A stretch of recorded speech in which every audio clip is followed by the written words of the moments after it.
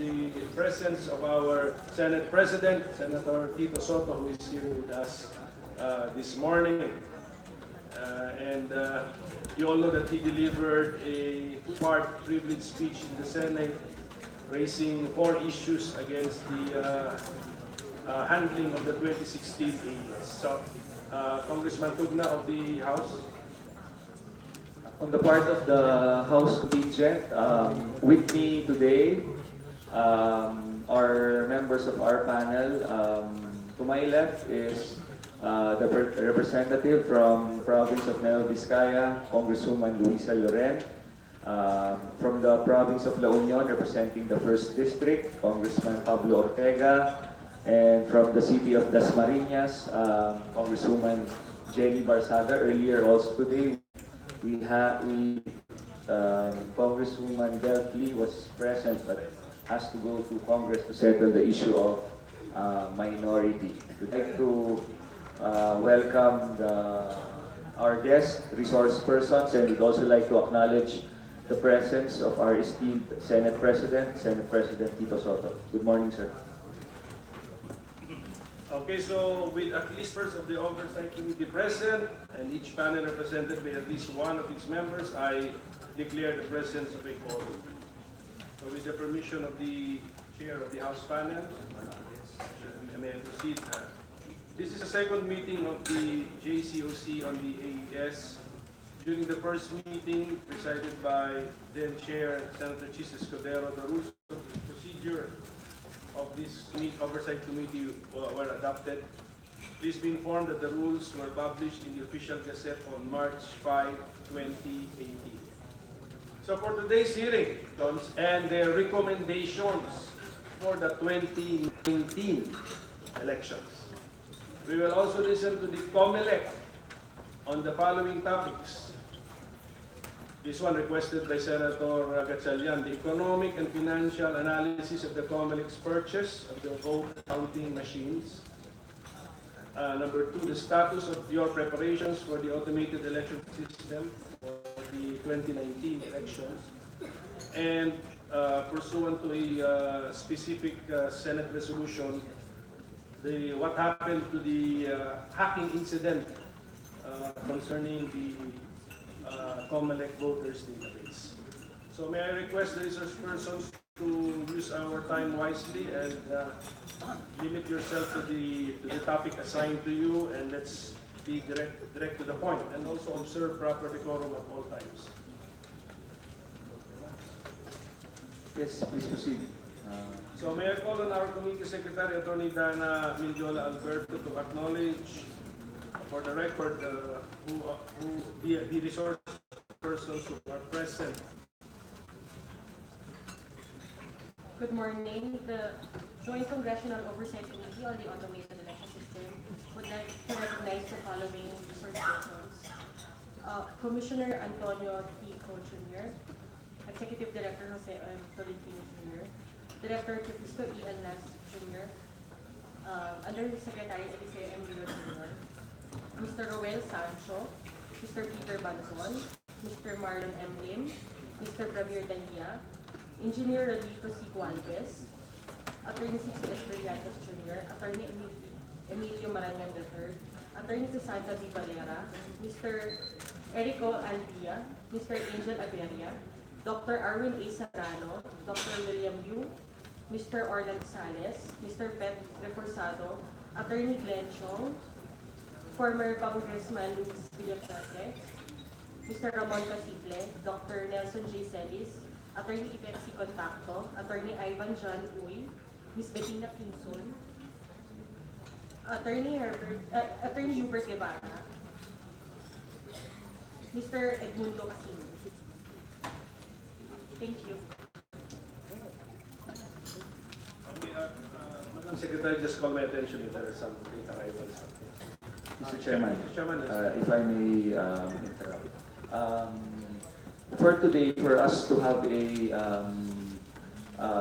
better hearing and committee meeting, may I also request that concerned individuals, if there is still space, be included in the panel also as our resource persons. I understand Commissioner Gia is here to guide us also in relation to the automated election system. Kaya, this is current. It's current. Current. Commissioner, yeah. Commissioner.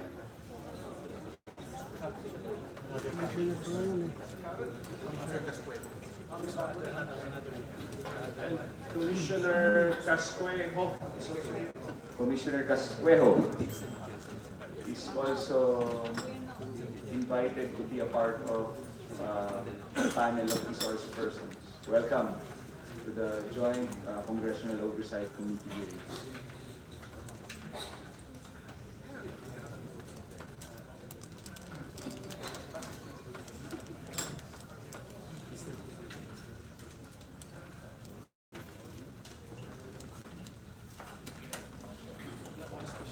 We also have Attorney Ryan Kilala. Please join us. Okay, so if I may proceed. During the last hearing, the following persons and or entities were required to submit some documents to the committee. So let me announce those who have complied. The COMELEC Advisory Council Secretary submitted the CAC reports on the 2010, 2013, and 2016 elections. Thank you. Attorney Glenn Chong also gave us a copy of his February 15, 2018 letter regarding the information that you requested from the COMELEC. So letter pa lang yun. So we will now follow up on the substance of the letter. We also received a letter dated February 23, 2018 from the Senior Relationship Manager PLDT, Mr. Recto Room, stating that they cannot provide the data transmission logs requested because after providing such information to Smartmatic, the logs were automatically purged from their data storage services. We got an email from Ms. Kathleen Ann Mamaradyo, Industry Head of Globe Telecom, stating that they cannot provide the data transmission logs requested because their contract with Smartmatic TIM Corporation did not include storage or retention of the said data. Para alam mo ng lahat. We are IT, I think this is a group, provided soft copies of the following transmission logs relative to the 2016 national local elections and audit logs relative to the 2016 national local elections. And from the COMELEC gave us the IP addresses of VCM and CCS for the transmission of election results. Also, resolution number 10101, the revised contingency procedures in connection with the May 9, 2016 national local elections. COMELEC also gave us DVD of the PowerPoint presentation on the assessments and consultations made with respect to the exercise of the option to purchase the BCMs, including the economics and financial aspects of the purchase of the BCMs. It also contains the option to purchase contract/deed of sale between COMELEC and Smartmatic-TIM. COMELEC also gave us resolutions related to the preparations for the 2016 and 2019 elections. A report on the Precinct Automated Tallying System, TATAS, hybrid election system, mock elections conducted on June 25, 2015 at Bacoor, Cavite. COMELEC also gave us DVD containing the report of the random manual audit for the 2016 elections, snapshot of the logs for the domain name server, and the list of cities and municipalities that are not covered by any electoral protest, from which this committee may choose for the purpose of retrieving a particular ballot box containing paper ballots and comparing the latter with their digital images. So I'm announcing this to all of to the public and to the groups present here so that you can, if you need a copy, if you want to take a look at all of those submissions, just ask permission and we will allow you. And also, you can also tell us for what use these documents can be put to. As for the following, there is no submission yet.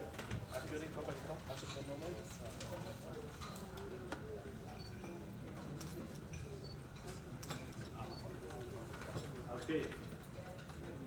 Subject to clarification, I think That's the reason why COMELEC was not able to submit, because you have some questions on the particularity. Main and backup SD cards of voting machines, and the number of backup SD cards that were used during the 2016 elections and their locations. Print out of backup SD cards for comparison purposes, and samples of ballots and ballot images of votes cast in the recent 2016 elections from areas not covered by election protests. So, COMELEC has questions for specificity of that answer. Okay, so we will discuss this later. So, did we miss anything else?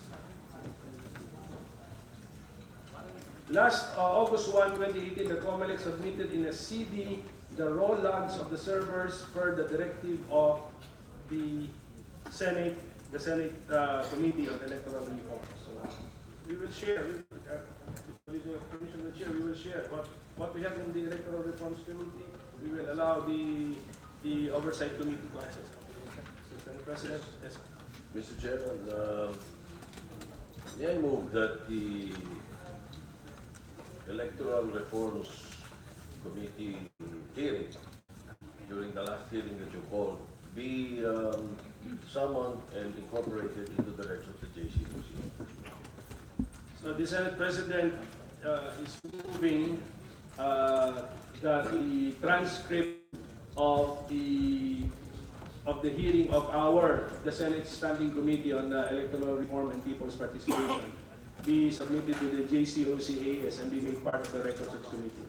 Since that is a motion from the Senate panel and I agree, so we will do so. And if this House panel doesn't mind. We don't. So we will do it. We will do it. So now, okay, so we will now go to our agenda. We will listen to the presentations. We start first with the COMELEC Advisory Committee. Yes, Mr. Chair, because as I was telling you earlier, me and Senator Pimentel earlier were talking before the start of the meeting that I asked him that at this point in time, prior to 2016 elections, 10 months before the 2016 national and local elections, where were you at that time? Meaning, at that point, almost barely 10 or 11 months before the actual elections. How has for 2019 elections, how has COMELEC? Very much, Mr. Chairman. Mine is, I would just like to concur with your question as to whether are we ready for 2019 elections? Just to support your statement, Mr. Chair. So, Mr. Chair, I believe we can now proceed with the presentation of COMELEC in relation to CAC. We will listen to particularly two entities. Number one is the Advisory Council and then the COMELEC. Okay, so sure, ilang months na naman? How many more months? 10 months to go. So we are all 9 months to go. So we are all eager to know how prepared we are. The Advisory Council will now bring us their issues and concerns on the automated election system, which you observed during the 2016, and your recommendations for 2019. So go ahead, sir. Then after you, comment. Good morning, Mr. Chair and members of the JCOC. To cut the time short, we will go to issues identified for recommendation. I think that's the 7th slide. Next slide, please. Okay, sir. The email mass code has been the main issue, and our recommendation was to include CAC in the escalation protocol as technical problem within the scope, and includes the investigation, capability, COMELEC, and mathematics personnel. Next slide, please. On the random manual audit, The issue was the RMA committee was only able to audit verify election results from 687 out of the required 715 plus 56. The remaining 28 cities were not included because ballot boxes did not be retrieved or they lacked PRC. And as far as a recommendation, next slide please.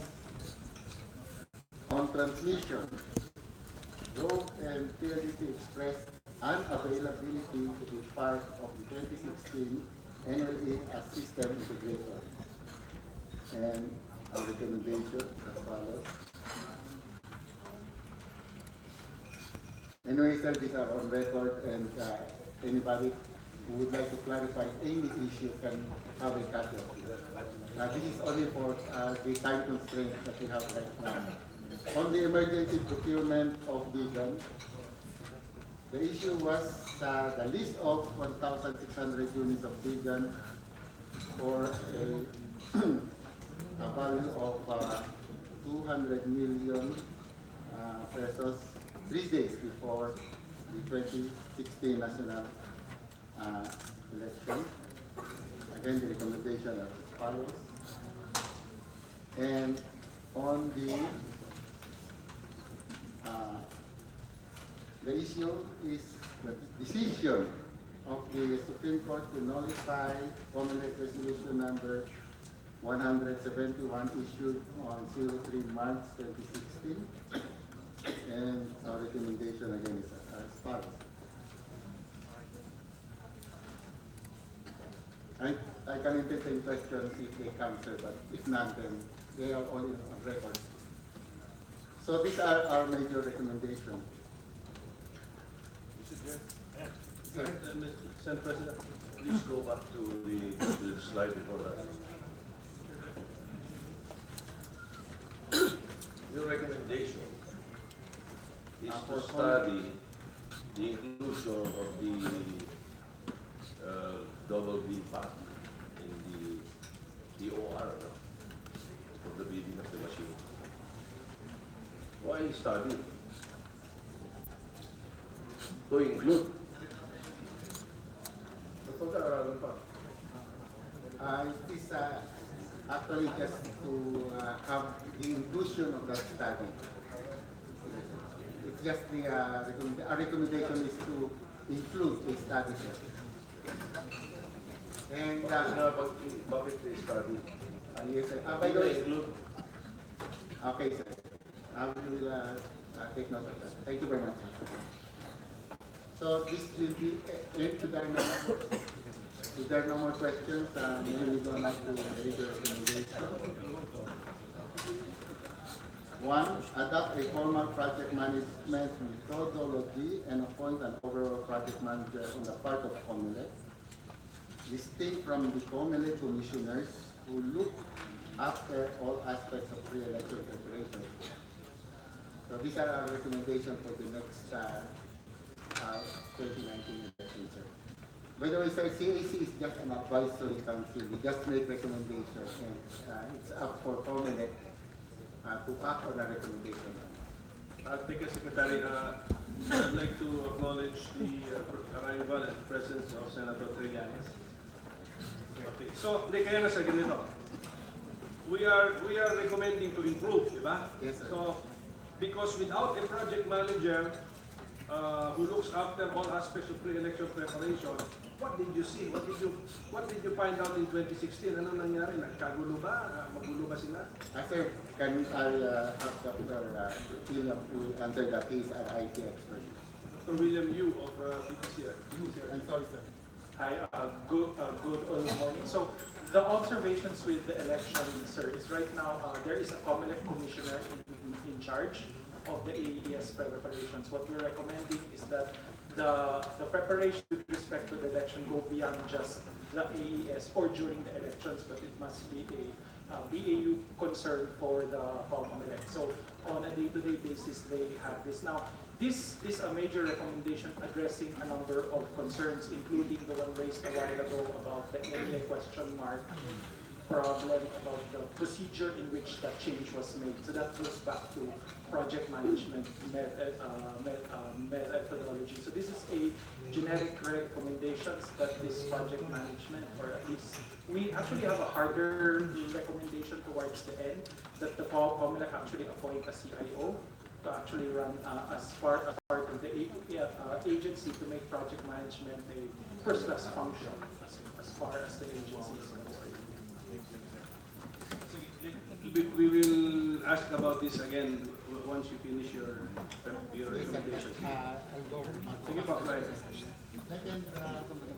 Second major recommendation, there should be an overall project plan that includes an adequate period of time for modifying the underlying ICT infrastructure. In the case of the 2016 national election, there was not enough time to thoroughly test the integrity of the entire AES as a consequence of the relatively late decision to list the new set of DCM instead of using the refurbished PCOS machine. Next, So what is this time? at this time, sir, What is this adequate period of time? at this time, sir, we made sure that our recommendation on what to do now with the DCM and the PCOS has been received by COMELEC. And in fact, they acted on that recommendation for the 2019 election, which is actually to have the option to purchase for the DCM and some refurbishment, just to come up with a number of OMR machines that will lessen the line, sir. So those were the recommendations, and I think we are on track. On the third. Go ahead, sir. On the third, COMELEC must immediately start the diagnostic repair of all PCOS machines for the GCOC. Well, sir, this one is actually being done by COMELEC, whether they will actually repair the old PCOS machine. And for line 5, the change management plan to promote an orderly manner of introducing change in an established project plan. The fifth major recommendation, examine the overall effect of the future implementation of mall voting in the stability of the automated election system. This decision must be evaluated by the project manager, which we recommended earlier, and the advisory council to establish integrity and stability of a working system. The sixth major recommendation, designate a chief information officer, as what Dr. Yu suggested, kasi dito po ang and the seventh,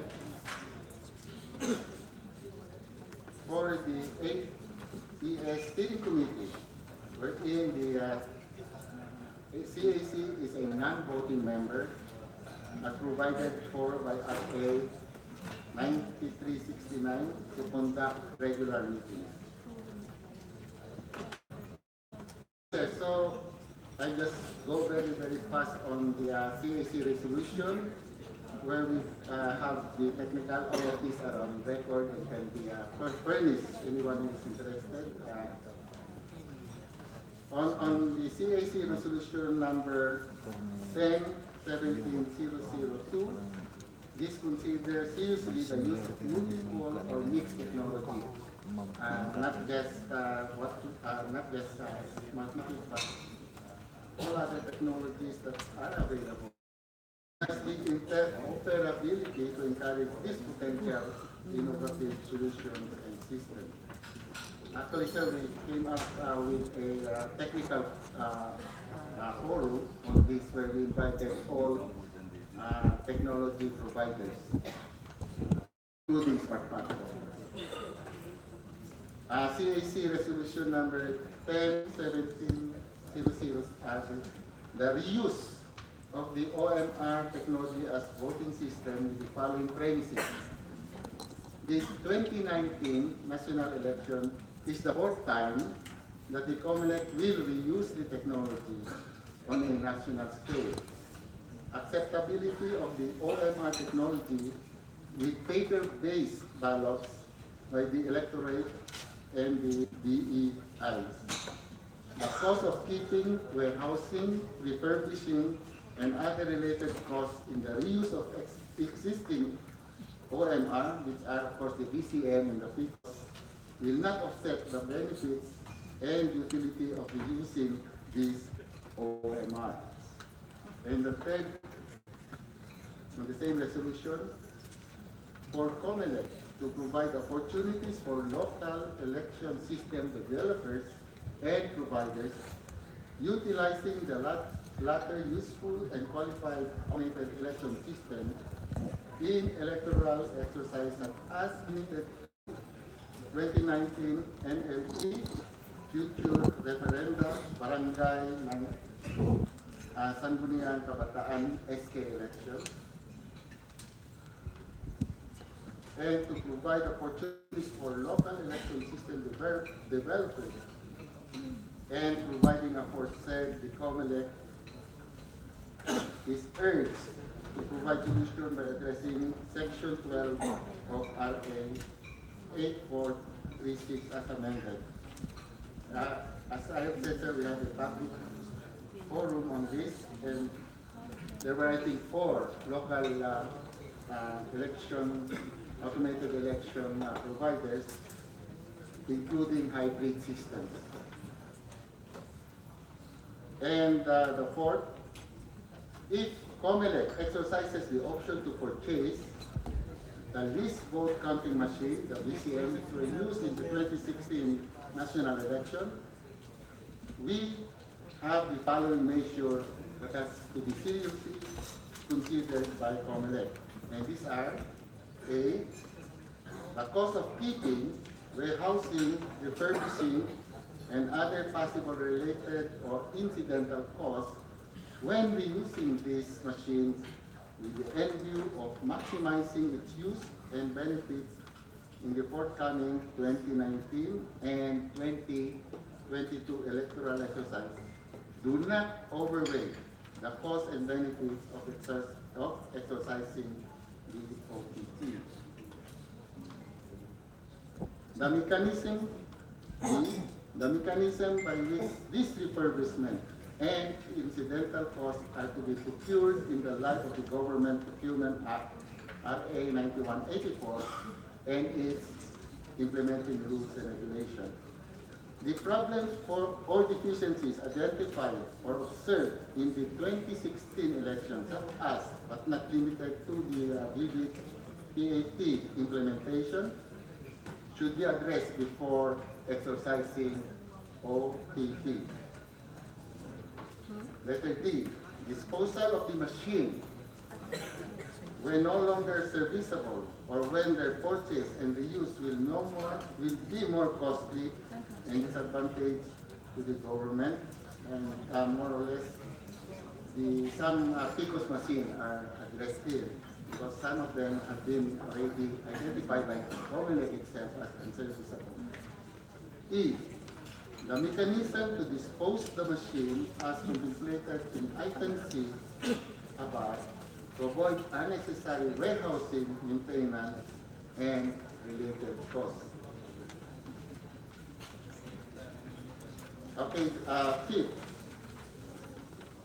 if COMELEC shall decide to adopt or use the OMR technology in the 2019 NLE, either the use of VCM or PICOS machine will still be inadequate to support the requirement of the target of COMELEC of 600 voters per precinct.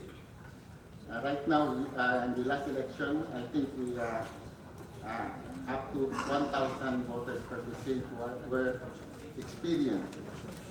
Thus, to augment support of this requirement, others, A, ES technology should be acquired. Number 6, if necessary by reason of cost and time elements and if found to be more advantageous to the government, considering other factors, the existing peak cost technology shall be refurbished and upgraded for utilization in the forthcoming election.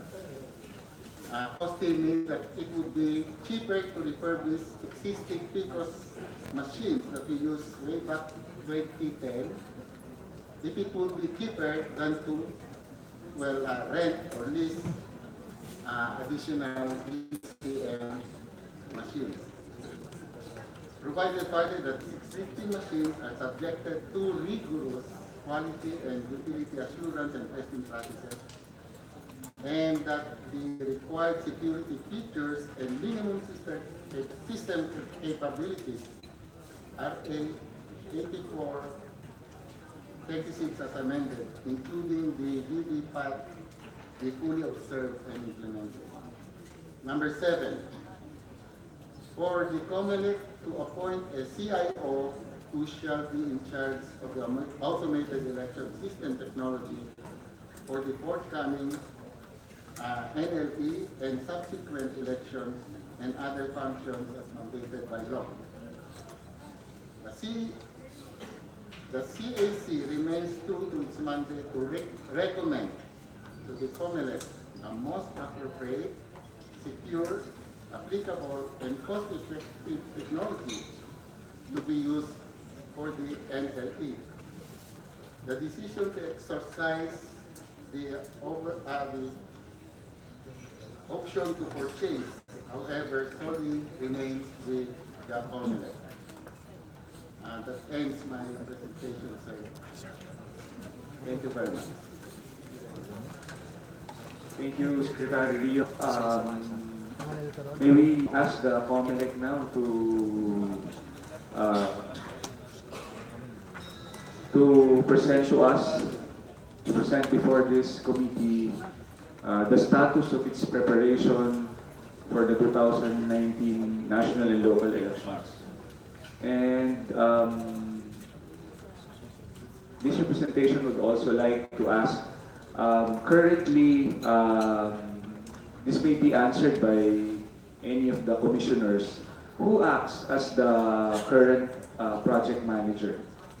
Although that's still an unofficial title and it's merely a recommendation of the CAC, but for the 2019, for the preparations of the 2019 elections, who acts as the head? Good morning, Your Honors. The one who acts as head of the PMO is our executive director, Attorney Jose.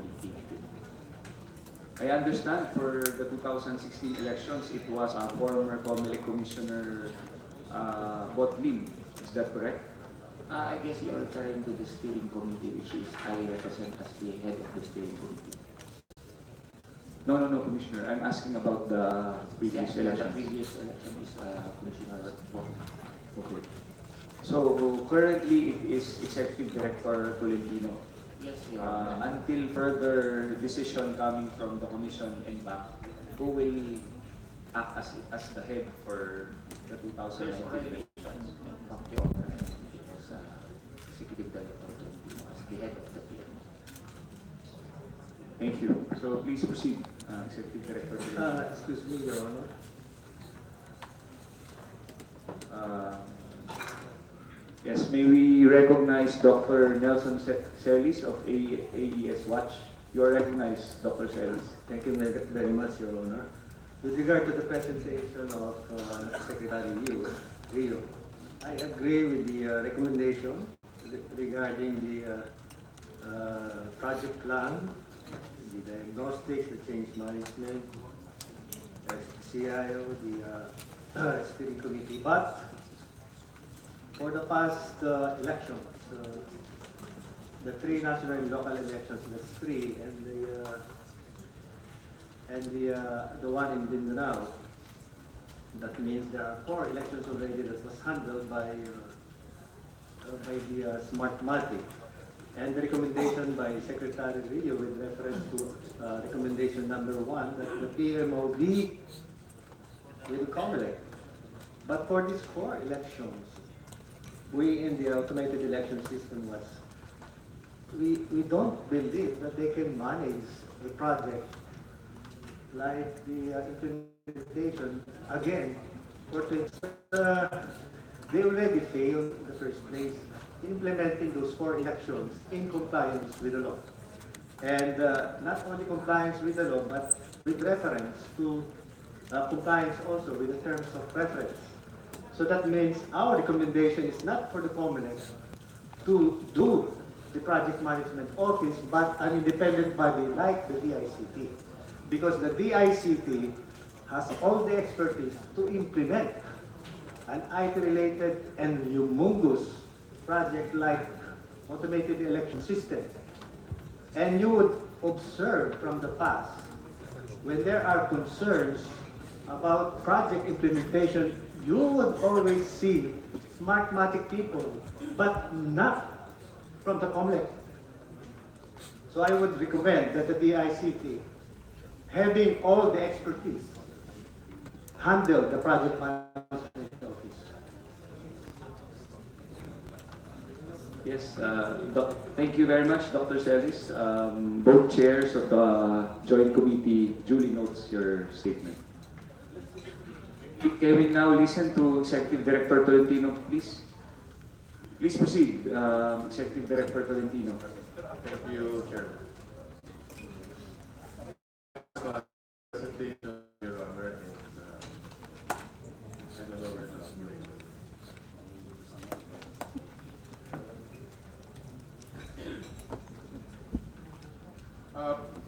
while the computers being prepared, sir, we already asked the ICT, CIO, or the Chief Information Officer plan should be, and we were told it's supposed to be under, and we don't have that or plantilla or.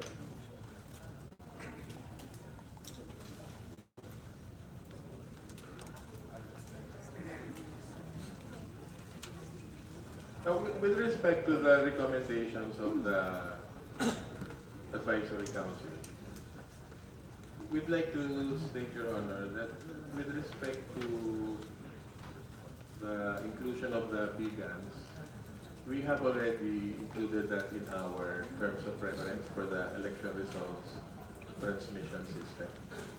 That's why from the initial 580 million budget, we took into consideration the equipment that we used in 2016, in which case the budget for our election results transmission system is now, I think, around 1.1 billion pesos.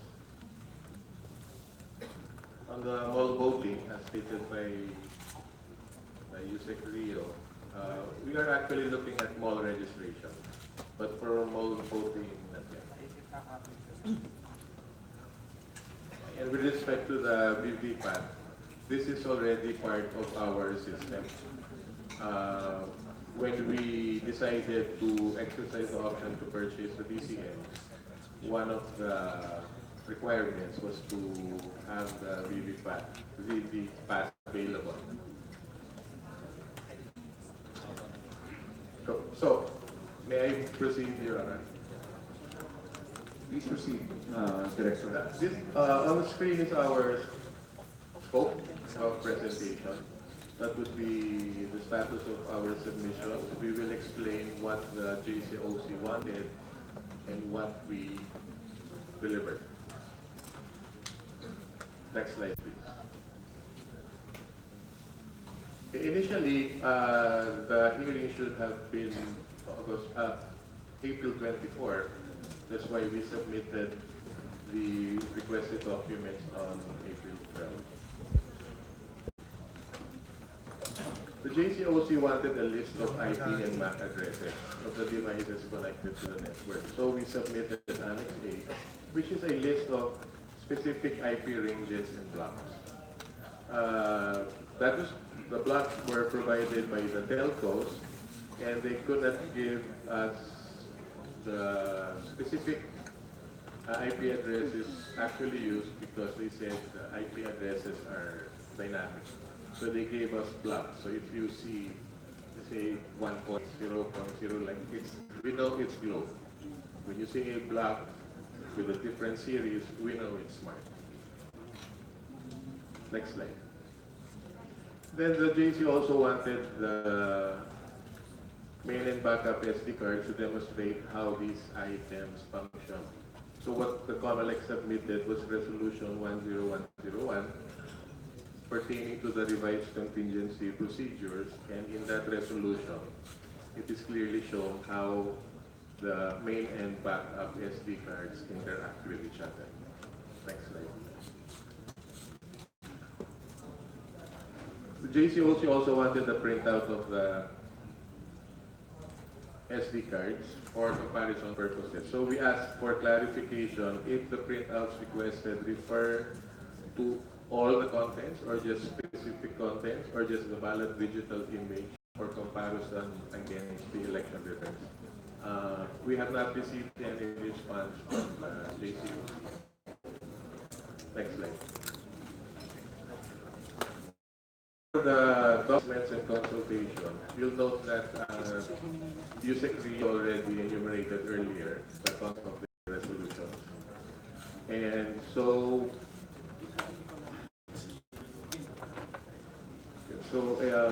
we submitted last to the JCOC Annex C, which contains what we did, how we assessed and made consultations, and including the OTP contract, and the economics and financial aspects will be incorporated in the succeeding slides.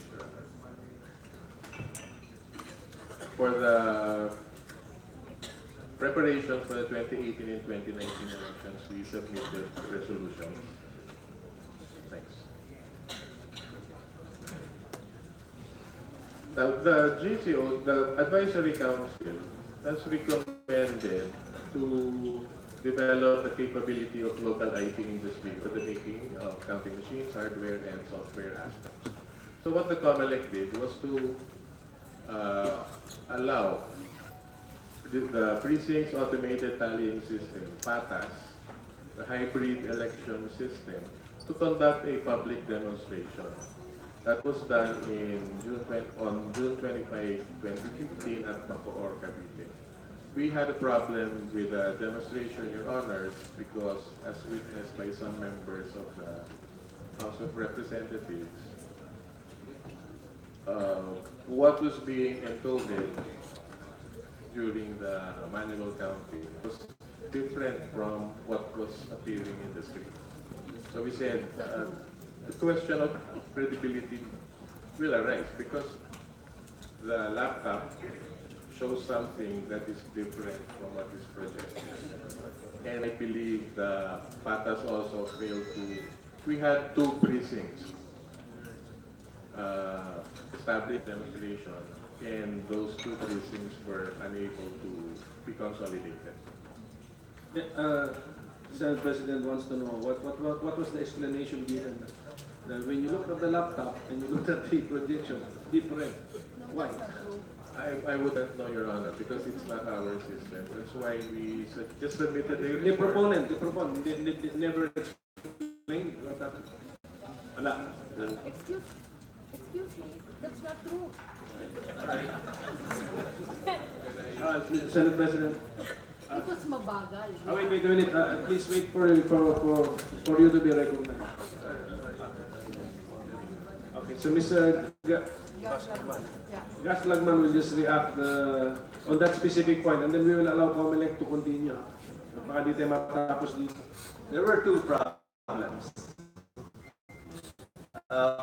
Bacoor has, for COMELEC, for many elections, not transmit. When we showed this PATAS system, transmission was successful, and they could figure out how we did it. There was a problem about, I don't know, there was one vote difference if I recall correctly. There were some 4 or 5 lawyers arguing, and we lost time until it was already something like 5 o'clock, and then they just declared that, there was no more time. But because of the arguments between the lawyers who were not even representing us, and they ate up all the Random Annual Audit Committee. It's with the JCOC. Thanks. Okay, for the lot, what was requested by the JCOC was just event snapshots. So that is what we did. One, we gave a CD, and as acknowledged by Senator Pimentel, we submitted a CD containing the complete raw DNS logs, and it's available if you wish to obtain a copy from the Senate Committee on Electoral Reforms. Next. Okay, so on the assessment and consultation made before the COMELEC exercised the option to purchase. Resolution 2017-001 of the Advisory Council was submitted to the JCOC and the COMELEC. Next. We're just giving a background. And on the basis of that, COMELEC and the CAC conducted an AES workshop on June 15 to 16, 2017 to identify the criteria in determining the AES technology to be used in the 2019 elections. Following that workshop, there was an AES technology fair conducted on July 26, 2017, and it showcased both foreign and locally developed technologies like direct recording, electronic internal voting, voter verification system, and cybersecurity. On the basis of those workshop and AES technology fair, the CAC passed Resolution 2017-002, which was explained by Yusek Rio earlier. And there were exchanges of communications between COMELEC and the CAC to clarify how the COMELEC interpreted the recommendations of the CAC. Next. And so our law department finally submitted a memorandum telling the CACs that this is how we interpreted the resolution. On October 18, 2017, Yusek Rio, who was the chairman of the ICT and, or rather the CAC, confirmed COMELEC's interpretation of the CAC intent. After that, we conducted a stakeholders meeting. We had the CAC and the citizens arm. That was on November 7, 2017, discussing the available options. And at present, where the CAC, NAMPREL, PPCRB, 1 vote, Democracy Watch, Lente, 1 righteous vote. And on the basis of that stakeholders meeting, COMELEC came out with resolution number 17-0770, that's December 18, 2017, approving the exercise of the option to purchase the PCMs used in the 2016 election. Thanks. These are the reasons why we exercise the OTP. The CAC recommended that since COMELEC has existing reusable PCMs, which is of the OMR technology, and there exists no technology or equipment which compared to the PCMs is more effective and efficient and can be acquired at a cost less than the PCMs. Based on that recommendation, the COMELEC issued that resolution. Also, our commissioners had their separate opinions in that resolution, citing cost effectiveness, proven reliability. Those shown on the screen. Next. So for proven reliability, the problems and challenges which we faced in 2010 and 2013 have been addressed. That's why, and we have additional enhancements for the 2019 NLE. Greater public acceptance pertains to the surveys and reports from international observers showing that a majority of the Filipinos accepted the 2016 NLE. We had a high acceptance rating. Of course, there will always be some critics.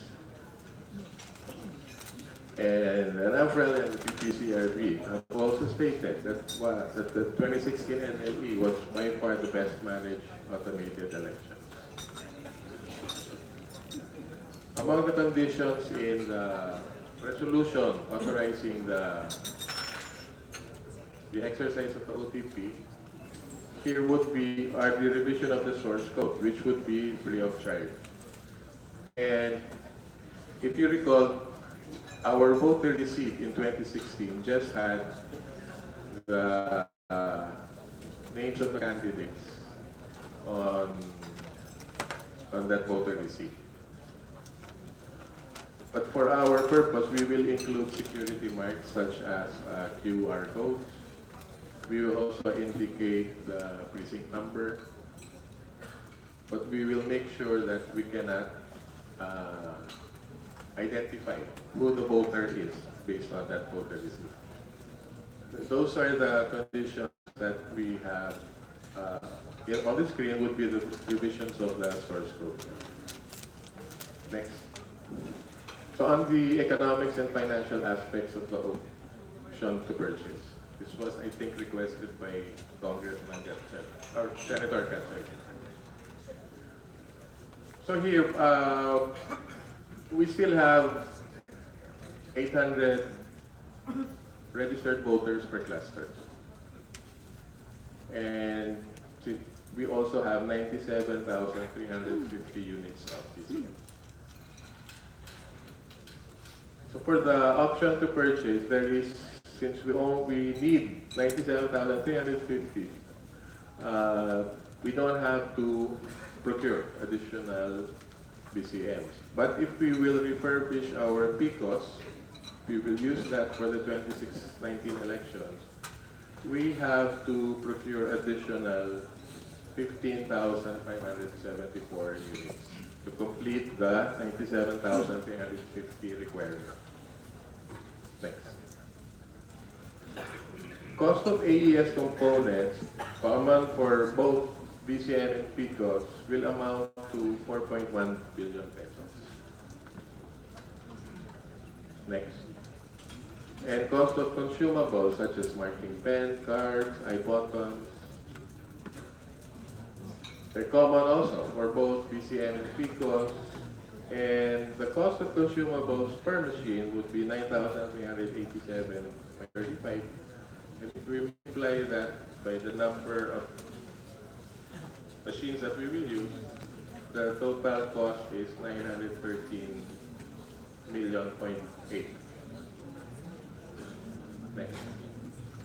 So if you add all up, if you add the components and consumables, total would be 5.11 billion pesos. For the PCOS refurbishment, the total cost of parts and upgrading is 1.6 billion. Then we have a 45 million budget for refurbishment and upgrading services. Then we also have the project management, audit, and technical support for a total of 1.944 billion pesos.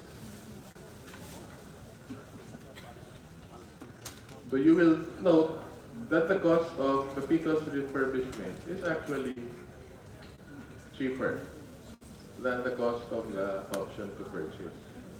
Next. However, under the option to purchase, there is no need to procure additional machines.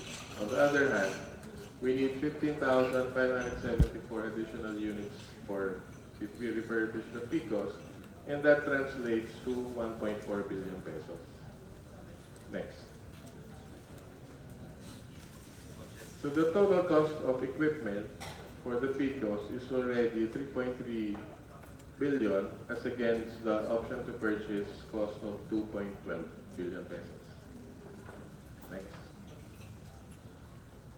So if you add up it all up, cost of equipment, cost of consumables, cost of components, the use of the PICOs is more expensive by 1.2 billion pesos.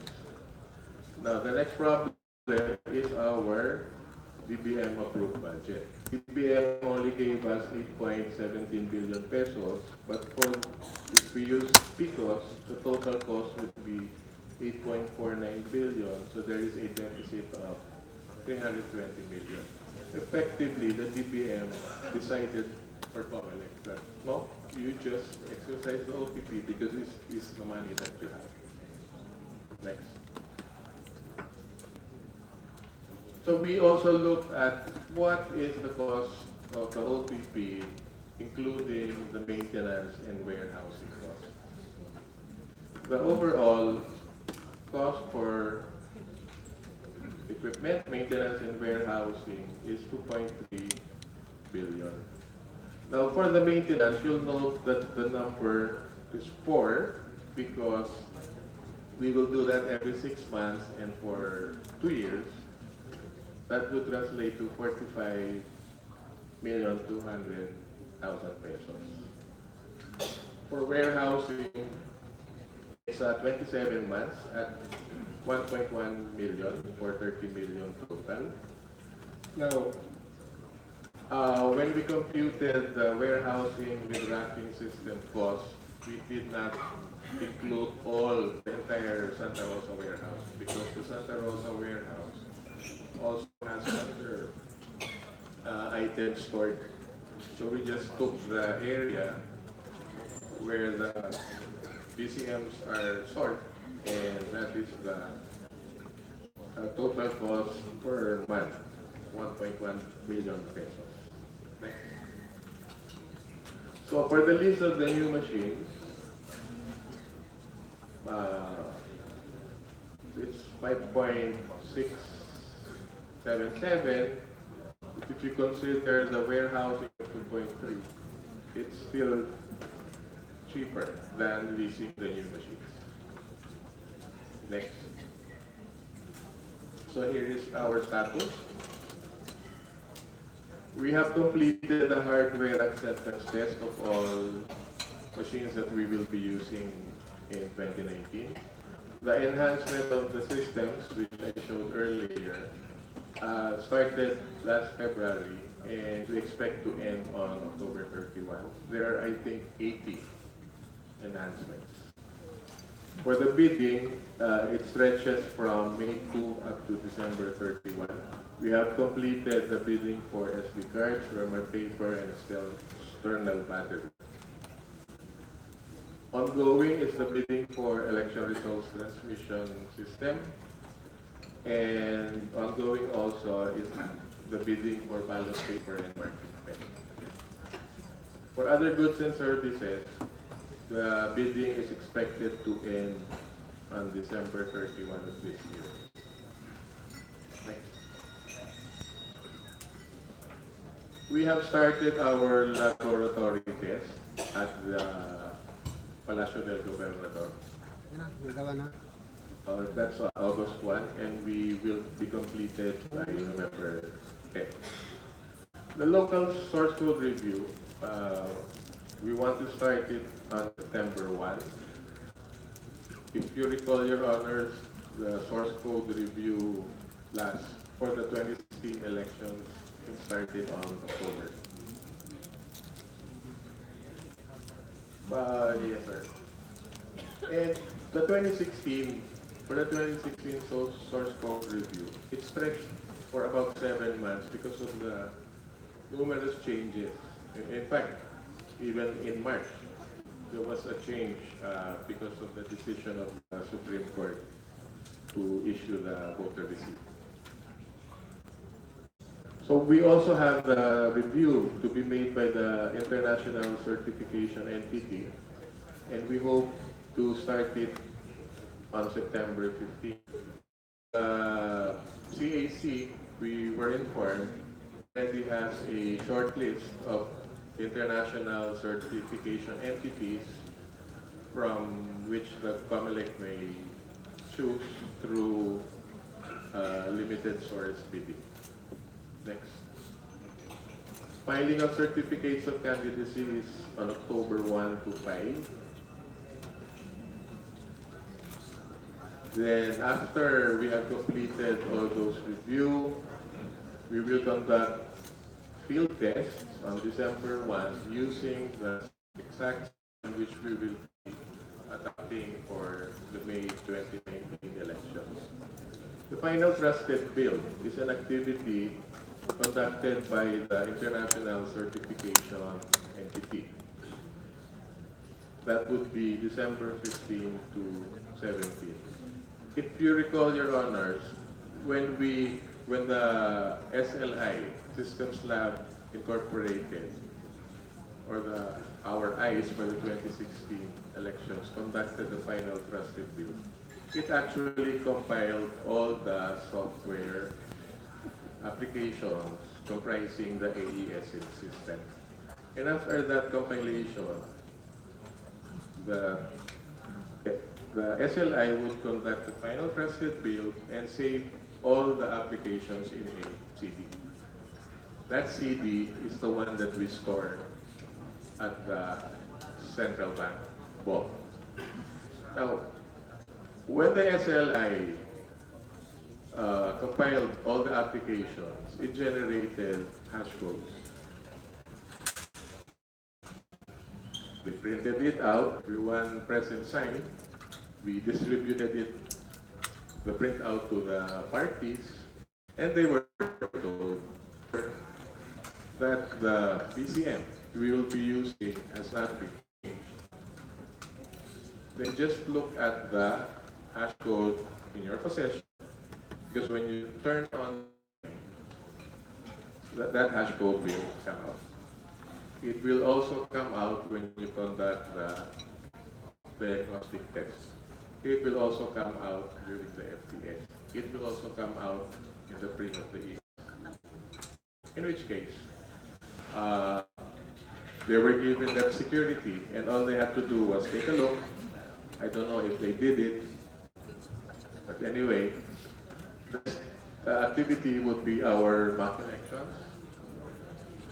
And the printing of the official ballots, including the final testing and sealing ballots, would be beginning January 23rd.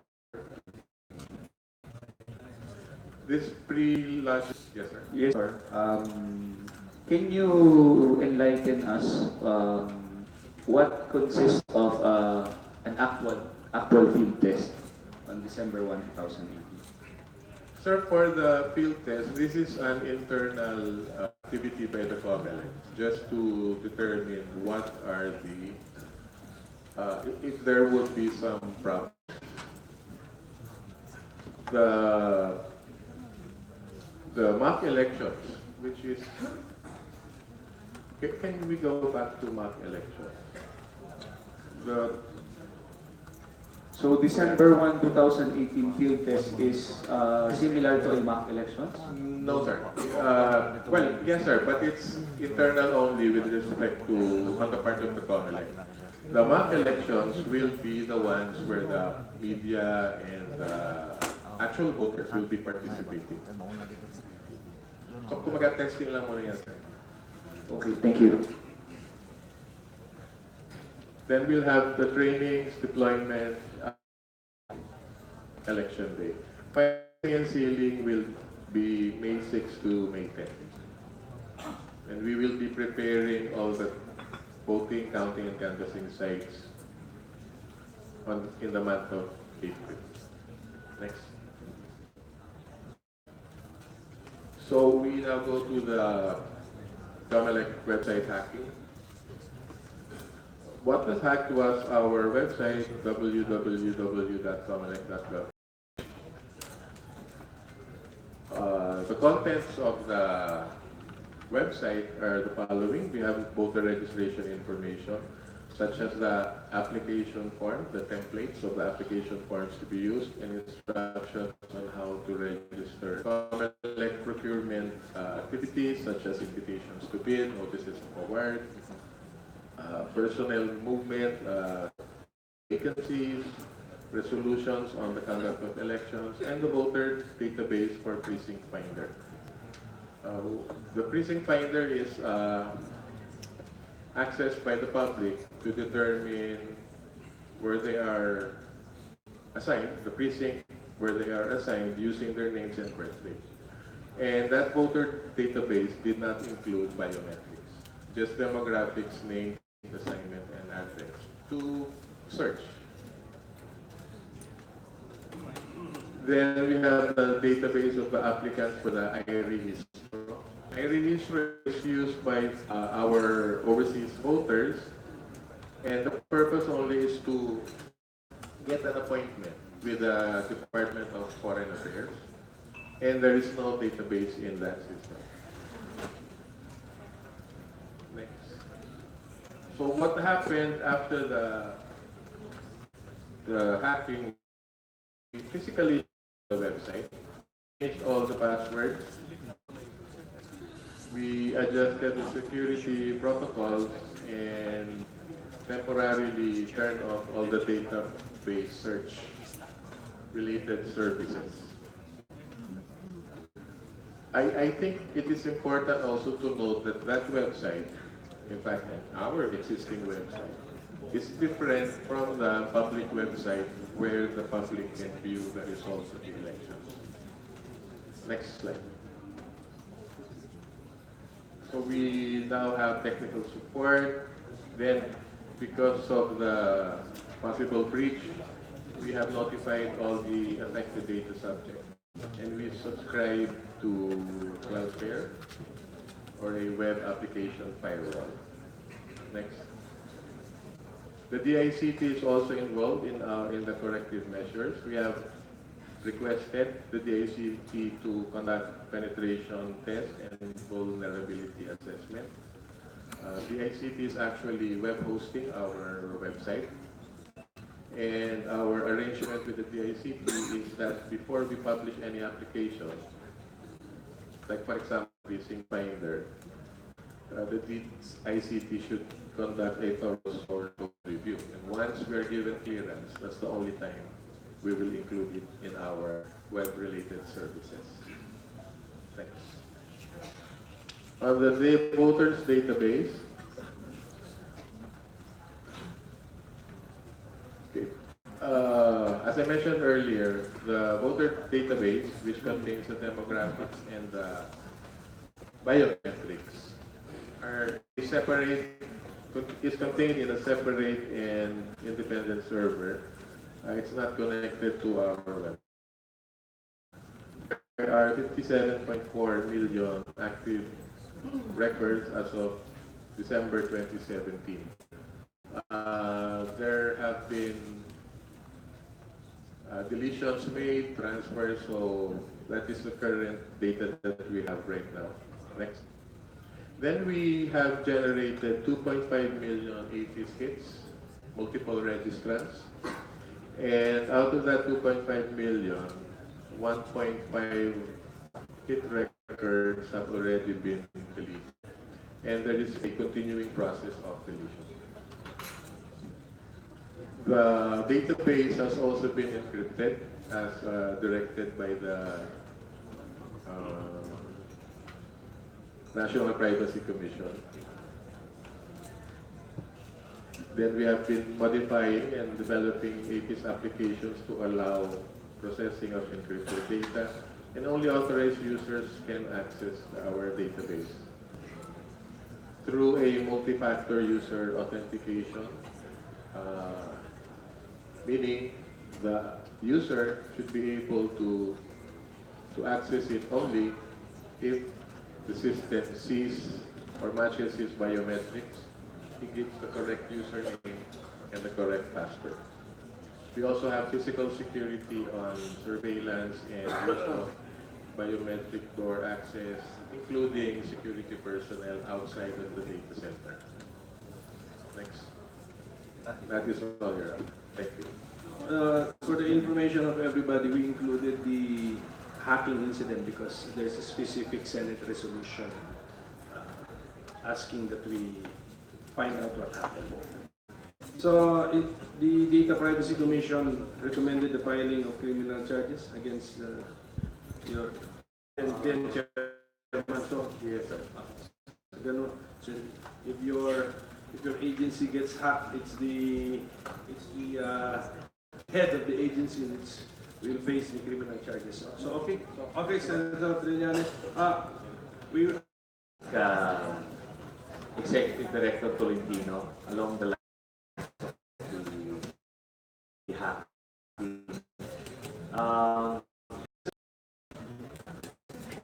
How are we sure that happens again? And is there a way to insulate the case of the from say another viral attack or cyber attack? And is there a backup in place so that we can get the system up and running even if such an attack is successful? Good morning, sir. Happy birthday, po. We are now being hosted by the DICT. Unlike before when we just hosted our own website. And I think Yusek Rio will be very proud to say that as of now, no one has ever been able to get into the system. Aside from that, Your Honor, we have a backup of the database, and it's separate. It's not connected to any website. We were only hacked because, Your Honor, we had the fine freezing application to allow the public to search their freezing assignments. So right now, the DICT has reviewed. And So the in short, DICT we're good. Yes, We're sir. protected, and we can respond accordingly in case of future attacks. Yes, sir. And what about that hacking? Did it in any way affect whether the election results or anything significant? No, sir. It did not affect the 2016 election because that web is not connected in any way to our automated election system. So It's just a list of the voters. but it was already corrected. Yes, sir. So it did not deceive or mislead the COMELEC as an election body? No. Well, there are quarters, Your Honor, which claim that it affected the integrity of the elections. But as I mentioned earlier, the database is not connected in any way to our automated election system. So it did not affect the elections, Your Honor. Can I ask questions about the source code? Source code is the programs, diba? How many programs or software must be reviewed connected with the AES? We have the election management system, that's one. The consolidated and canvassing system. And the vote counting machines. But in all those three main systems, they have smaller systems such as accuracy, whether the system can detect votes that have already been previously read so that the BCA can reject it. Those kinds of smaller applications. hagip na yan in the source code review. Yes, sir. Okay, so when we talk about source code review, actually you're telling all the participants in the election that there are three main softwares or three main programs that we have to be interested in reviewing the source code. Tama po yun, yung binanggit nyo. EMS, CCS, and DCM. Okay. Now, how much time are we giving for source code review? We gave about a 3-month period around September up to December because we expect that by September we will already give them not only the base source code but the source code that we will be using. Yung meron na pong mga enhancements, unlike what we gave last October, was just the base code. So it's still subject to improvement. Kaya nga, okay, there is a base code plus 80 enhancements. Nagsabi mo, 80 enhancements gagawin nila. Then when you now incorporate this into the program, you will now release it now for the political parties to review. Are we talking about one program or three programs to be reviewed? All three. Three, tama. So you find that this is sufficient time for them, for the stakeholders to review it. September 15 ang start. Diba? September 15 ang plano nyo? September 1. Okay na yan. Kung gusto nila magpa-extend, pwede naman. If they feel that they're not yet satisfied with their review, but then by the end of December, after the international certification entity has certified that the system runs properly, accurately, and securely, then yung kanilang review would be done after, but no more changes can be made. Question. Okay, kaninong phone ba yan? Can we have some discipline? Put on silent mode, please, your cell phones. Okay. Last time you said the last election, the international certifying entity compiled programs, saved them in a CD, and then submitted it to the central bank for safekeeping. But then the Supreme Court decision came out. When did the Supreme Court decision requiring the voters to sit come out? After that compiling? After, di ba?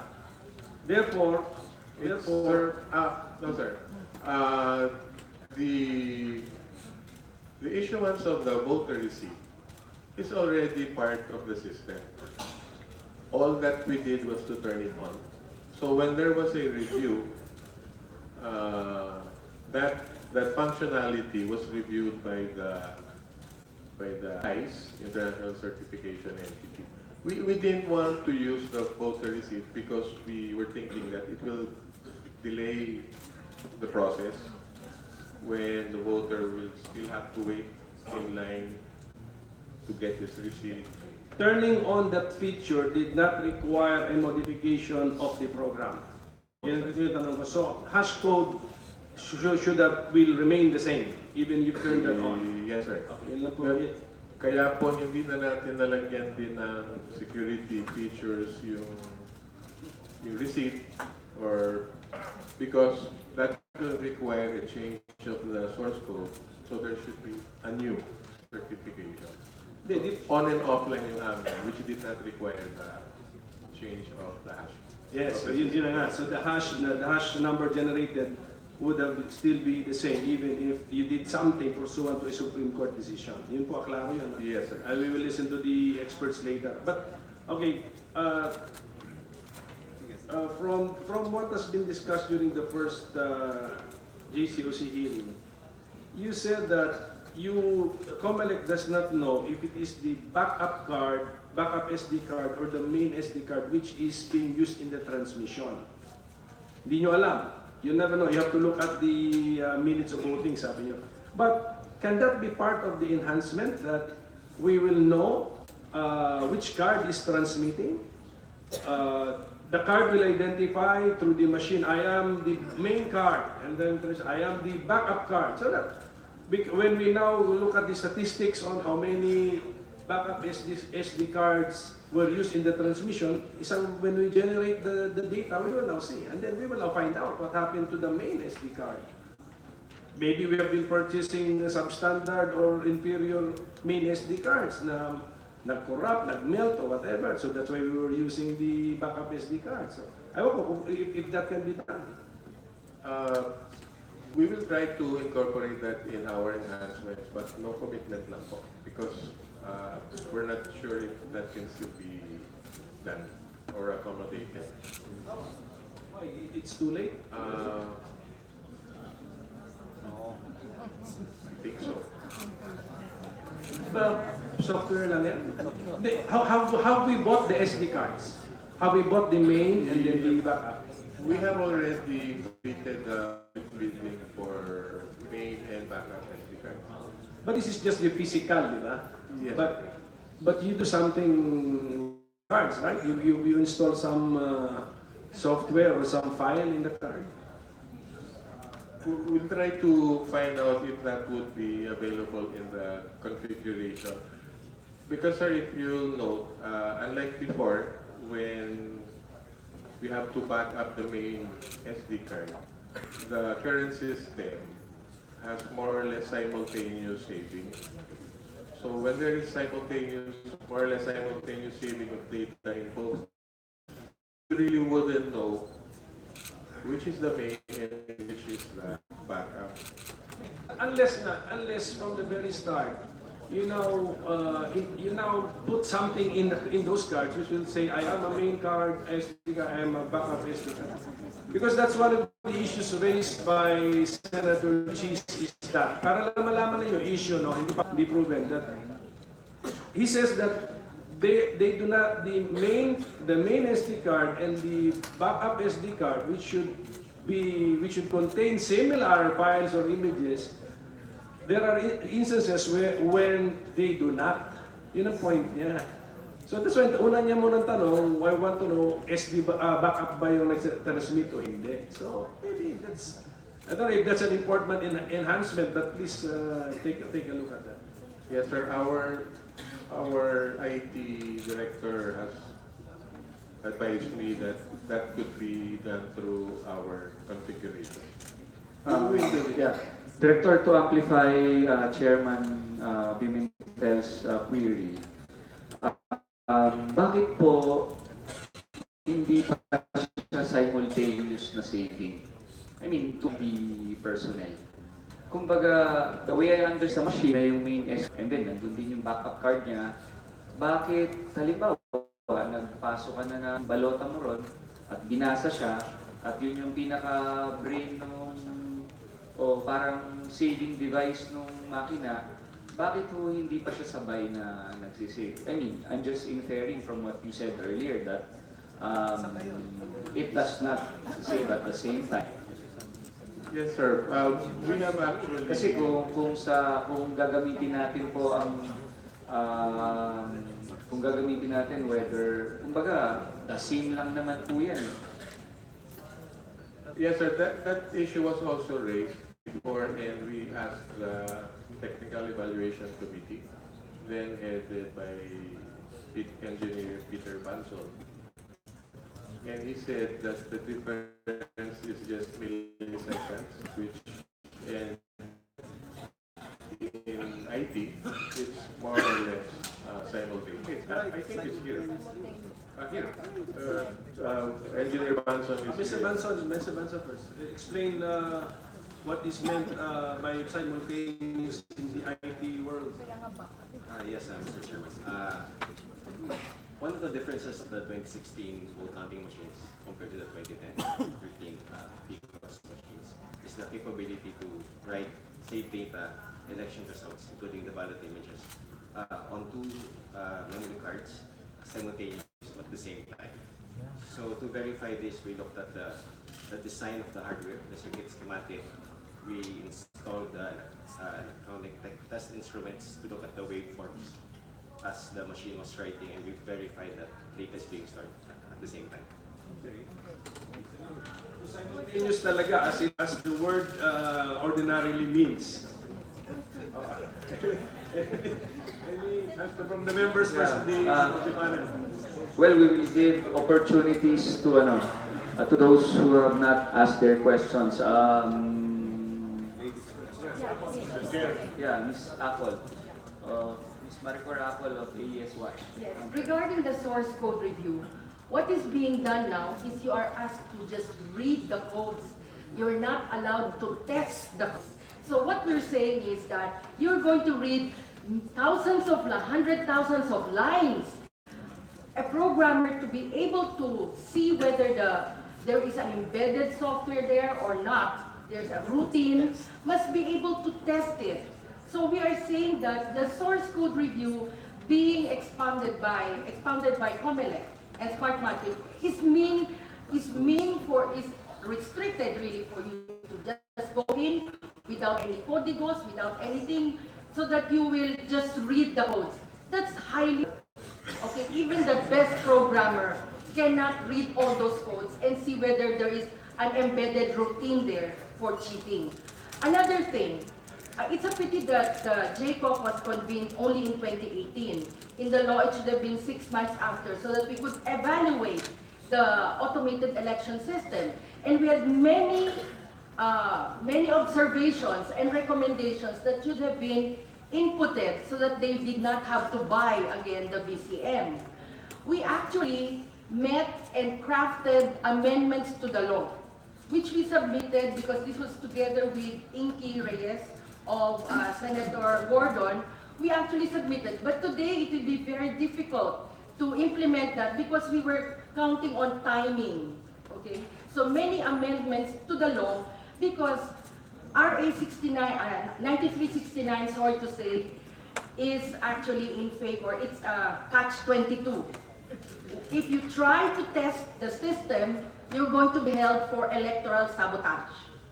Okay, so therefore, we wanted to amend the law and put penalties as well. Because penalty, people go about, manipulating the system. And so we would try to, maybe it's too late to amend the law, but try to come up with several ways to improve the performance of Smartmatic COMELEC. The other side, yes, former Governor Villaperte. Yes, thank you, Mr. Chair. I have several questions. In the presentation, it said there that they are considering various options that can be used for 2019. But in the end, they said that they already exercised the option to purchase the existing machines. Now, is it too late now to have an option that is different from the present system? Considering that there are Supreme Court cases that have been filed which seeks to annul, rescind, or nullify the exercise by the COMELEC of the option to purchase the machine. So what will happen? What contingency plans are related to that? My second question, I'm asking 5 questions, Your Honor, simultaneously because they are all related. Maricor Apple mentioned in last hearing that there are safeguards in the existing law that apart from the review of the source code, but have not been implemented. And that is the cause for vulnerability to fraud, irregularities, and anomalies. So what reforms are going to be made in order that all those safeguards will be implemented, apart from additional amendments that may have to be proposed in Congress? And what are the accountabilities of COMELEC for refusing or failing to input all those safeguards? Number 3, Your Honor, I am a Protestant in electoral protest. And it took more than 2 years before I could get a decrypted copies of the files and documents related to the election process. And the decrypted documents, Your Honor, includes, number 1, the ballot image of the ballots inserted in the BCM. Then there's the ballot list, which should provide for a sequential numbering of the ID numbers of the ballots, which did not happen. then the electronically generated election return, which are based on the captured image, the statistical report, the audit report, which is and the audit logs, which are the black box of the election process. And many of these irregularities, Your Honor, have been discovered after the decryption. No, anybody who did not file an election protest will never know what irregularities, anomalies, and fraudulent acts were committed. And this was done ostensibly with the cooperation of the COMELEC and Smartmatic, because they were there in the machine. It is provided in the law that there should be a digital signature of the chairman of the BEI, the board clerk, and the member. And that authentication through the digital signature will be basis for the proclamation of the purported winner. In our case, the three did not put in any digital signature in all the precincts in my district. So why was it that the machine captured the results and had a electronically generated election return without the authentication? These are only one of 14 anomalies and irregularities that we discovered. That is why I propose that as part of the reform, that any protestant must automatically be entitled to receive the decrypted files and documents that underlie the election process, and not delay it for 2 years, where changes could be made, substitutions could be undertaken. These are part of the reforms that I would heartily recommend. Finally, Your Honor, in the facsimile of the ballots, it says there, itimin ang loob ng oval. But in the decrypted image capture of the ballot, there is no oval. There were squares. So it is not a faithful reproduction. It is not an exact replica of what is purportedly being optically scanned. And the scanning machine also has a counting machine under the present system.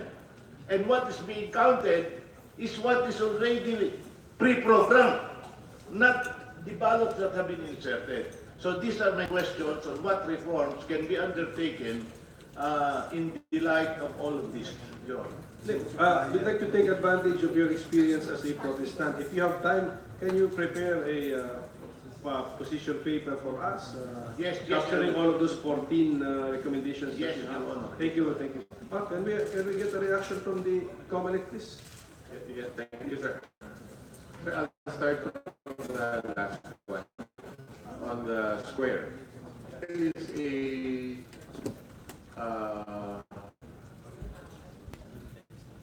is to facilitate the visual determination of how the machine appreciated the ballot, the votes, or the shape. Now, unlike before, you will just see the shapes, and then you go at the bottom part of the digital image, where it states there in words how the machine read the ballot. So, andun yung pangalan ng candidates. Now here, in our system where we have the squares, just by looking at the digital image, you will already know that the machine counted the vote in favor of this candidate. And if you will look at the bottom or the third page of the digital image, it will match. So it's just to facilitate visual determination of how the machine read the ballots. Now, with respect to pre-process, as I mentioned earlier, to be able to do that, to be placed in the BCM should already have a different, or in the SD card, different na sana yung hash code. Because even just by adding or removing one comma from the code, the entire hash code will be changed. So that's why we gave them that piece of paper for them to verify pag-open GCN, pag-print the reports, if there was really any change. But obviously there's none. So it's just an allegation. Question muna dyan. So you're saying that if you count the squares, yun yung votes counted, it will match. Count the squares, it will match the votes in words at the bottom. Yes. Okay. But you never, COMELEC never announced to the entire world that there will be squares in the... It's part of the show during the source code review. Local source code. Kasi siyempre, ang impression namin when we went into the election is that the images which would be saved in the SD cards would be scanned images of the ballot. Sa ballot ka, wala namang square. Paglabas ng may square. Kaya mga protestante magtataka, saan galing yung square? Yes, sir. But we expected that the source code reviewers, the local reviewers, are representing political parties. In fact, they would say that they're from this party, this party. We showed that it was available there. It was all by the SLI. We didn't hide that functionality here. May I react? Excuse me, okay, Congressman Villaferte, for a short, for very brief. The law provides for an optical scanning of the ballot inserted. So no alteration can be made. If the design of the BCM to the SD card allows the COMELEC to insert anything there like a square, they can also insert any kind of shape. In my election protest, which I will present to this committee, there are perfect circles possible to be done by many voters. There are only dots that are being recognized and counted.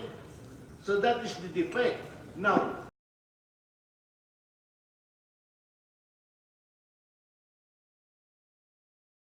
district, we discovered that there are at least 35,000 ballots that have been removed and then replacements were made in the end. So that the number of ballots have exceeded. Okay, thank you, Congressman Villaferte. He's my senior in Congress in the 15th Congress. Anyway, I'd like to acknowledge first Senator Trillanes. Thank you again, Mr. Chairman, for your generosity. Anyway, we heard some of the allegations and the observations of these experts and the protestants, and it's very, very important. I can empathize with all the protestants in past elections. But at the end of the day, I'd like to ask the COMELEC, of the 4 automated elections that we had, and all the protests that were made, meron ba kayo isang protest, electoral protest, na nakita talaga na may discrepancy? Kasi at the end of the day, importante, while sabi ko nga, importante rin yung mga observations nila na hindi nasusunod, strictly speaking. But at the end of the day, meron bang because of that? Wala pong results na reverse coming from courts, COMELEC, or the HRD. So, in short, may mga observations, may mga allegations, and although some of them are valid, but pagkabinilang yung actual ballots and compare it with the results na transmitted, walang nagkaiba. There was an instance, Your Honor, wherein we saw what we call the digital lines. Okay.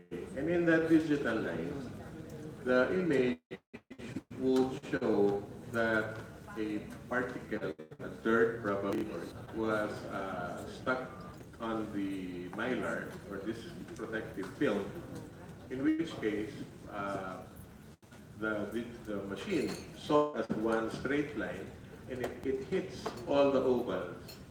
And for that position, it says vote for one, and he voted somewhere else, then it becomes an overvote.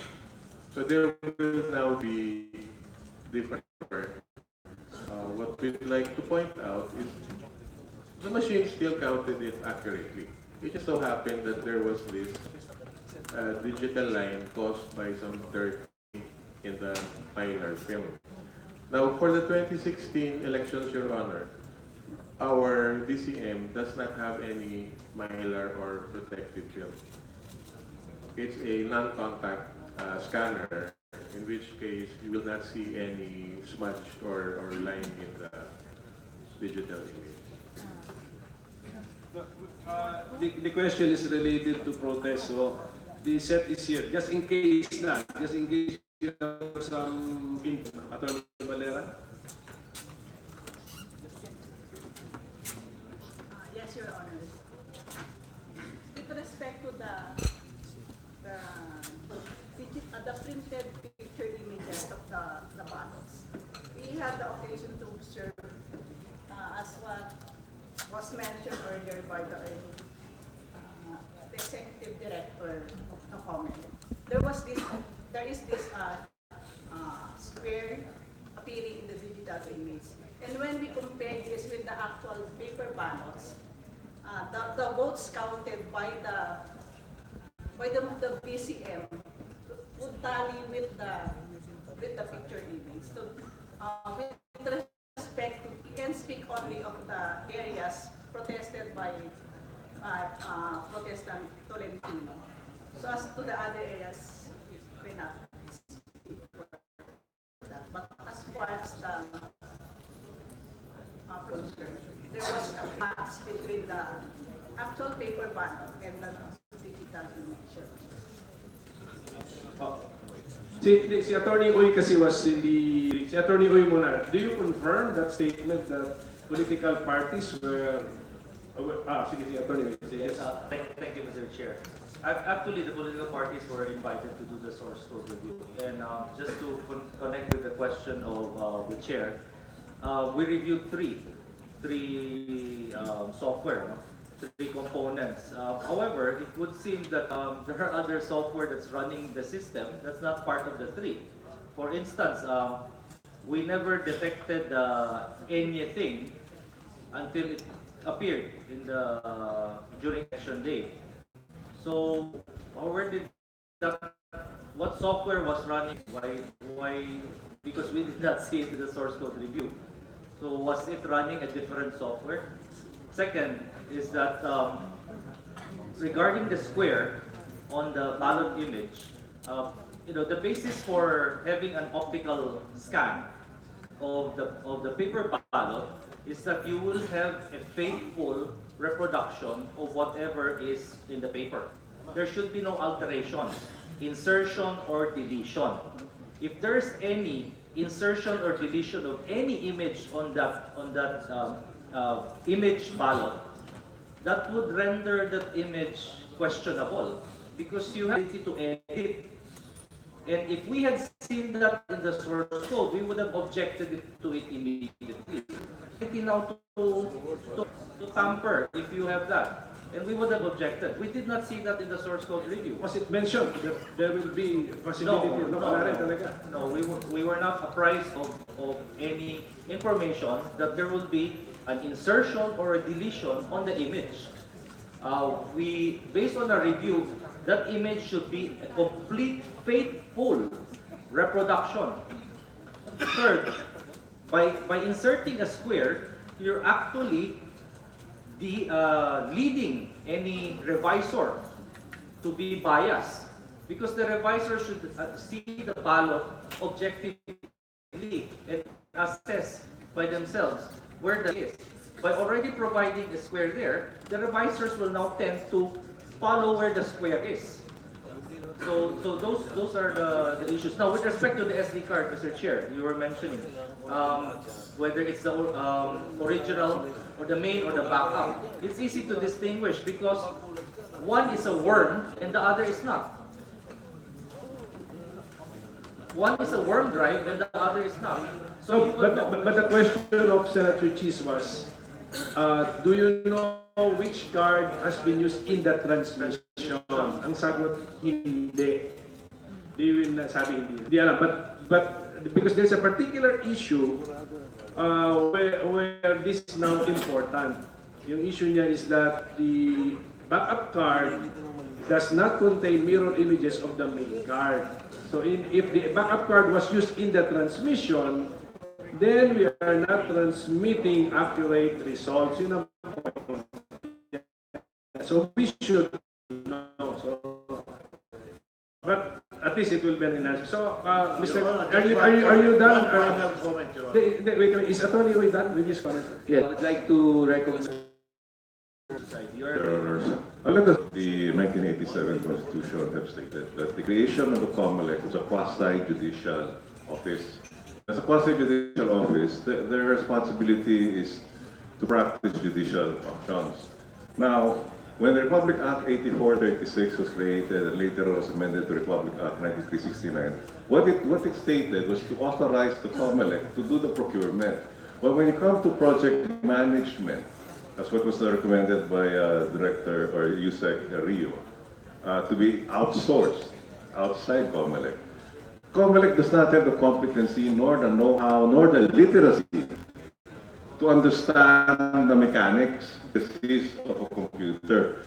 Now that was raised by Governor Villaferte about the square, what we in the industry look into is YCWIG. WSIWYG stands for what you see is what you get. Meaning, whatever has been scanned by the system, it should reflect the actual image. So the question of the good Senator Celebrant Trillanes, whether there were any judgment on any protest done, by all means, they are the prosecutor, juror, and judge, and they will not be able to come up with a clear and independent result.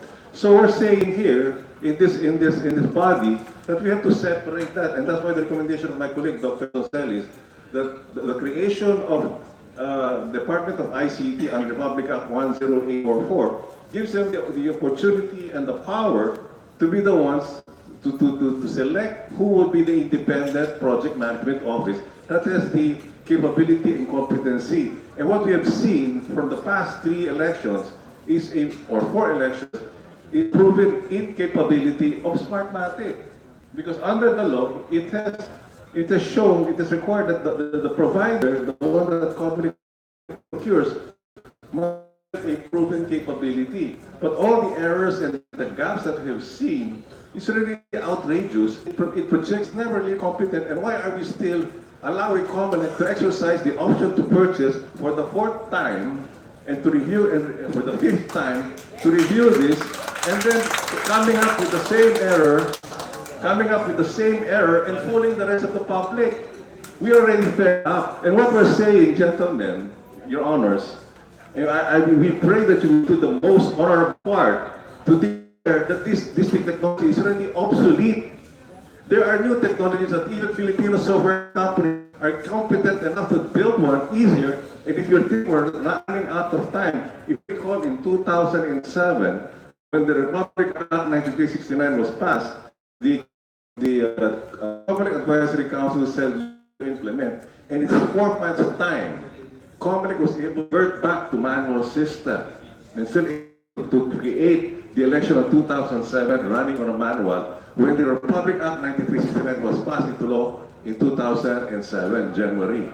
So even right now, as of this month, August, we can say that if COMELEC could revert back to manual counting and tallying, transmission can be done by an independent body, and we can have the results and can be seen. And let me add to the expose of Majority Leader Senator Soto, who then and now said President, that he said there are 7 hubs that we did not know, the public never knew, potential to reflect the vote from the very, very councilor of each precinct to the city, the provinces, as well as to the national, that everybody can see whether it really reflects exactly the same. But what we have is just a round, not really noticing what has happened.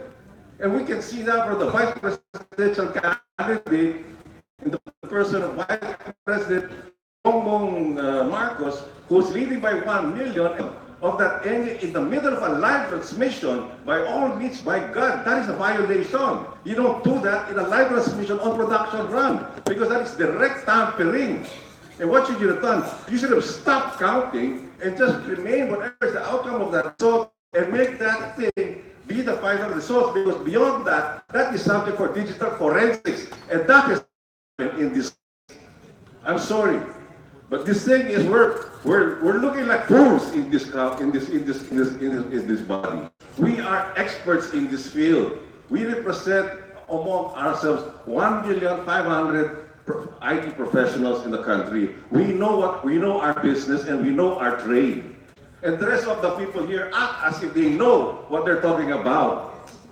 And the problem is they don't know what they're talking about. They're just being led by this vendor, a foreigner, whose nationality is not even a Filipino. All right. I'm sorry for this passion. Thank you, thank you. Thank you, Mr. Casino. What does the COMELEC and Secretary Rio say in relation to the possibility and the legality of a project manager not coming directly from the constitutional body, which is tasked to spearhead our elections? Let me start with I think Commissioner Louis Guia, Attorney Guia.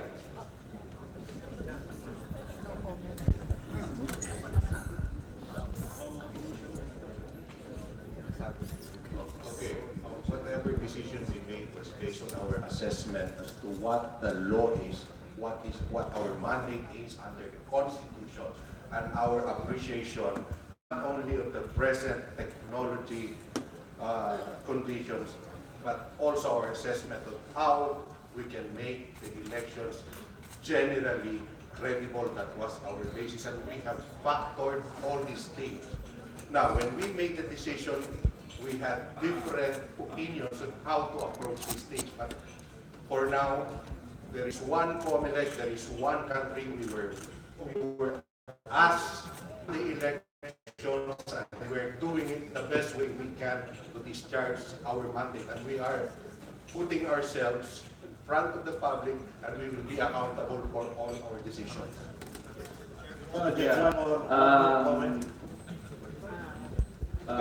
For a while, Congressman Villatarte, I will refer back to Executive Director Tolentino in relation to the CAC report, wherein it gives an opportunity also. I saw here that, and this will be validated by Secretary Rio, that with respect to software technology, they also recommended that local software providers should also be considered. What do you say about that in relation to our current situation? It was raised by Mr. Casino earlier. We have allowed one of the institutions that wanted to conduct a hybrid election system, which will require the development of a local source code for application, is PATAS. And as I mentioned earlier in my presentation, Your Honor, the PATAS failed. So I don't think COMELEC defaulted or choose the technology for a system which has proven to be unfaithful. True. Okay, so I will pursue a point raised by Attorney. Ilan ba talaga ang software na tumatakbo na kailangan alam ng political parties at i-test ang source code? Basahin ang source code at i-test. Yun ang point naman ni Ms. Ako na not only read. We mentioned 3 major. So, pero ang tanong nga, meron pa bang iba? So, let's have a full disclosure here. If you need to ask the provider, the contractor, Smartmatic, what is the correct answer? Sabihin na natin, how many software programs are running, all in all? Yes, sir. We mentioned already. And then, Because those are the applications related to the system of counting, canvassing, and consolidation. Now, we have also required for the election results transmission system to make its source code ready before September 1 because we will include that in the source code review. Now, the statement about the NDA, that is really not part of the source code because that is at the transparency server. Its only function is to get advance unofficial results. Now, the NDA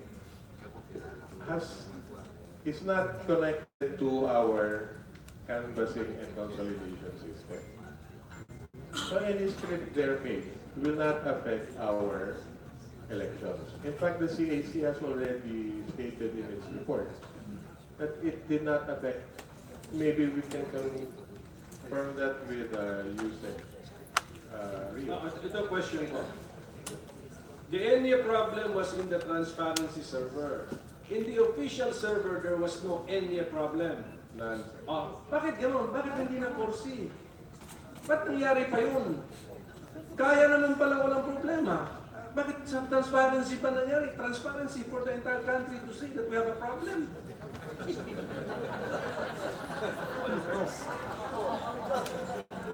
Please answer me, how come nobody saw it, anticipated it, or noticed it? Sir, can we just ask the smart matic sir to explain? The audience, we will send you out if your purpose here is to heckle, make unnecessary noise and delay us or show your partisanship by clapping or cheering, okay?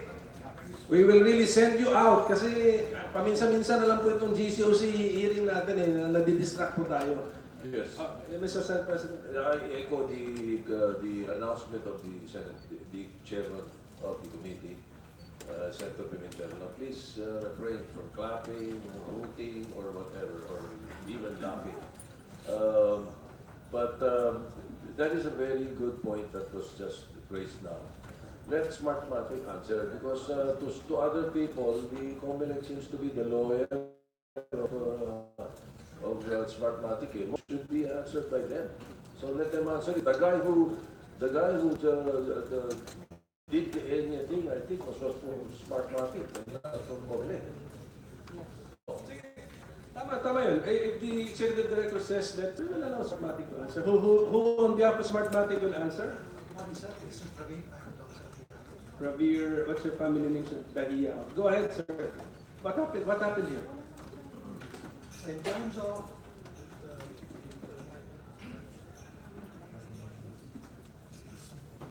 of knowing the error cell of the NEA, we were not aware. So we would admit it as an oversight, and that is something that could be only detected during the process. However, the conversion or the changes done definitely is something which is... Wait, Mr. Chairman, we cannot accept that it can only be found during process. October, we started filing the certificate of candidacy. Many candidates nationwide had an ENIE in their names. Not only La Peña, Rose Peña. So from October to May, you only find out May during the counting that there's something wrong with the letter. It's unbelievable. So that you can open the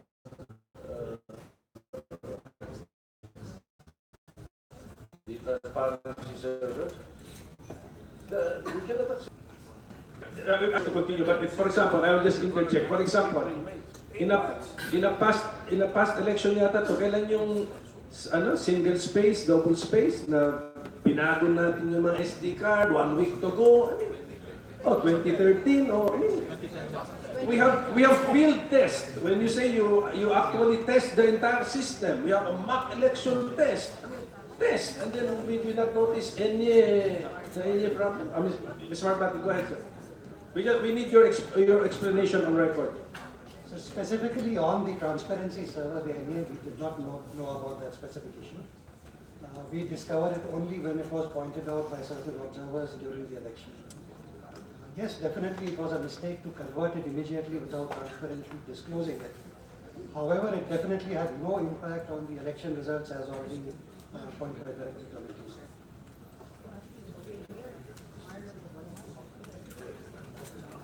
Just one last. Yes. Congressman, just finish your thesis. Yes, sir. In answer to the inquiry as to whether there are already a case or cases where this irregularities, frauds in an automated election system had already been rendered, I just want to put in record that my election protest is still in process. And we hope that these anomalies and irregularities will be proven. For example, the difference between a manually elected system and an automated election system is that in a manual election, the concentration of an election protest is focused in the election ballot used. But in an automated election system, it is the entire process from the voting, counting, generation of electronic election return, to the canvassing, to the transmission to the municipal or city board of canvassers, to the transmission to the provincial board of canvassers, all the way to the national. We decrypted more than 600,000 pages, Your Honor, and it took many months under the supervision of the COMELEC, and we have the certification and authenticated by the HRET. Now, there are many incomplete audit labs, the brain box in an election protest that goes to the entire process. It's not only the counting of the ballots, of the physical ballots, but the electronically generated election returns and the processes involved. I'll give you an example, Your Honor. In a cluster precinct in Naga City, numbered 1724001. This is how thin is the audit log, because there are too many events and incidents that occur that were not recorded. Compared to the same city, another precinct, number 2, where the audit log of one precinct consists of this whole thing. And all the anomalies are there. Not only the counting, but for example, there is no authentication of the 3 members of the BEI, which is the event that under the law should be the basis of proclamation. The audit log contains many defects, and they cannot cheat on the audit log. They can cheat on the election, but not on the audit log. And I'm surrendering this information to you, Your Honor. But I repeat my request, sir, if we can benefit from your experience by giving us a position. Attorney Chong. Thank you, Mr. Chair. First, I would like to bring this to the attention of the public, this committee. I think it was 2016 when Venezuela held a referendum. Yung kay President Maduro, he was seeking to extend his term. The elections in Venezuela were run by Smartmatic itself. Then after the day after the elections, no less than the president of Smartmatic repudiated the results of his own machine. Ang sabi po niya, dinaya po yung referendum sa Venezuela. Siya po ang pangulo ng Smartmatic. I think it was Antonio Mojica. They repudiated the results of their own machine. Kaya nag-issue din ng statement ang Electoral Commission, Electoral Council of Venezuela, repudiating him. Kasi ang sabi niya, lumobo daw ng 1 milyon ang registered vote, ang bumoto sa referendum. So here we are already seeing what Smartmatic, that even Smartmatic itself can repudiate the elections, the results of their own elections, and here we are entertaining them for the 4th time. Pang-apat na po ito. Nakita na po natin yung resulta sa Venezuela last year. Now the other one, sir, is yung NEA problem. Where is Marlon Garcia. May kaso na po sila sa Regional Trial Court, yung kinaso po ni Jonathan de la Cruz, for violation of Republic Act 10175 or the Anti-Cybercrime Offenses. Now, it's already pending with the Regional Trial Court. Of course, our court has no jurisdiction over Mr. Marlon Garcia because he was transferred to Panama bago po na-issue yung warrant of arrest. And then, we demand, at the very least, Marlon Garcia must be surrendered to the jurisdiction of our courts to make him answer for a crime which the Department of Justice has already ruled as having been committed. Kaya nga po, nasampa po ang kaso. Now, with respect po sa sinabi pong kanina po, sabi po nila enhancements. Sir, I have been studying them for the last 8 years. Hindi na po ako naniniwala sa enhancements. Example, noong 2010 po, dalawa ang counter ng makina. Dalawa po ang counter talaga. One count, the other counts the ballots to make sure they match. Na walang sobra yung balota. It's called protective counter. It's found in the audit log. The 8th entry, every time you switch on the machine, the 8th entry will tell you ilang balota na ang nabilang niya. Hindi balota na. In 2013, nandun pa yun. In 2016, wala na pong counter ng balota. So is that what you call an enhancement? That is not an enhancement because it does not promote auditability. The other one is ito pang font po ng audit log, sir. The font of the audit log in 2010 and 2013 was bigger. Mas madali ho siyang mabasa. Tingnan mo ninyo yung font ngayon. Liliit na. Kailangan mo na ng linti. Kailangan mo na ng linti para mo mabasa yung audit log. So that's the issue of enhancements. Now, with respect po sa kaninang tinanong po ni Senator Trillanes, happy birthday, sir, na hindi ko tayo magkakaroon, sir. Yung voter database, nagtanong po si Senator Trillanes yung voter database, sir. I was given a video. I know the guy, you know this person because he is a well-known political person. Na-record po niya yung pagbibenta po ng voters database ng election officer dati ng Marigondon, Cavite. Nakunan po ng CCTV yung picture po, and I have the pictures if you want to see it, Your Honors. I will show it kung if you will demand it. Nandoon po yung COMELEC logo, yung pangalan ng botante. Sinabi po kasi kanina nila na the voter database, the breach, did not include biometrics. Look at the picture, the biometrics was there. Nilalako po yun sa mga politiko. Paano po nilalako nila? Ganito, pinapakita po nila sa laptop na may hawak po silang voter database. Tapos ang benta po, bawat ulo. Tanggalin ho yung mga botante doon. Kung hindi man tanggalin, ilipat sa ibang presinto para The Senate President wants to see your picture. Yes, sir. I'll give that, sir. Well, this is a very serious allegation. You have to present your evidence. Hindi kami pwede maniwala. Honors, can I say something? Meantime, while they're preparing, yes, General Chairman statement. Villaltes. Yes, sir. Yes, sir. Go ahead. I just want to make a general statement on legalities and constitutionalities. Kasi mahirap dito, may sasabi, bigyan na natin dito yung kakawa. Tatagalog lang ako ngayon kasi focus na yun. Tagalog ng iman. Marunong din ako mag-English kasi galing niya taon may chot. Pero Tagalog ako. Meron nga constitutionality at saka legality. Ang basic proposition is hindi mo pwedeng ibigay ito maski kalilo. Ang Constitution itself provides maliwanag. Enforcement, administration, pwedeng ipasa, i-deputize. Pero hindi pwedeng ibigay yung trabaho. Pwede natin i-deputize yung computer kasi nyo, napakagaling nga. Pwedeng i-deputize ng COMELEC. Gusto niya, nandun siya i-deputize. Okay lang. Walang problema yun. So the matter of transferring it to somebody is not constitutionally allowed sa pangalawa, there is a basic rule in election law. Basic yan nung 25-30 years ago sa mga desisyon ng Supremo ganito sa election law. Simple lang. Laws which are mandatory in character becomes directory after the election.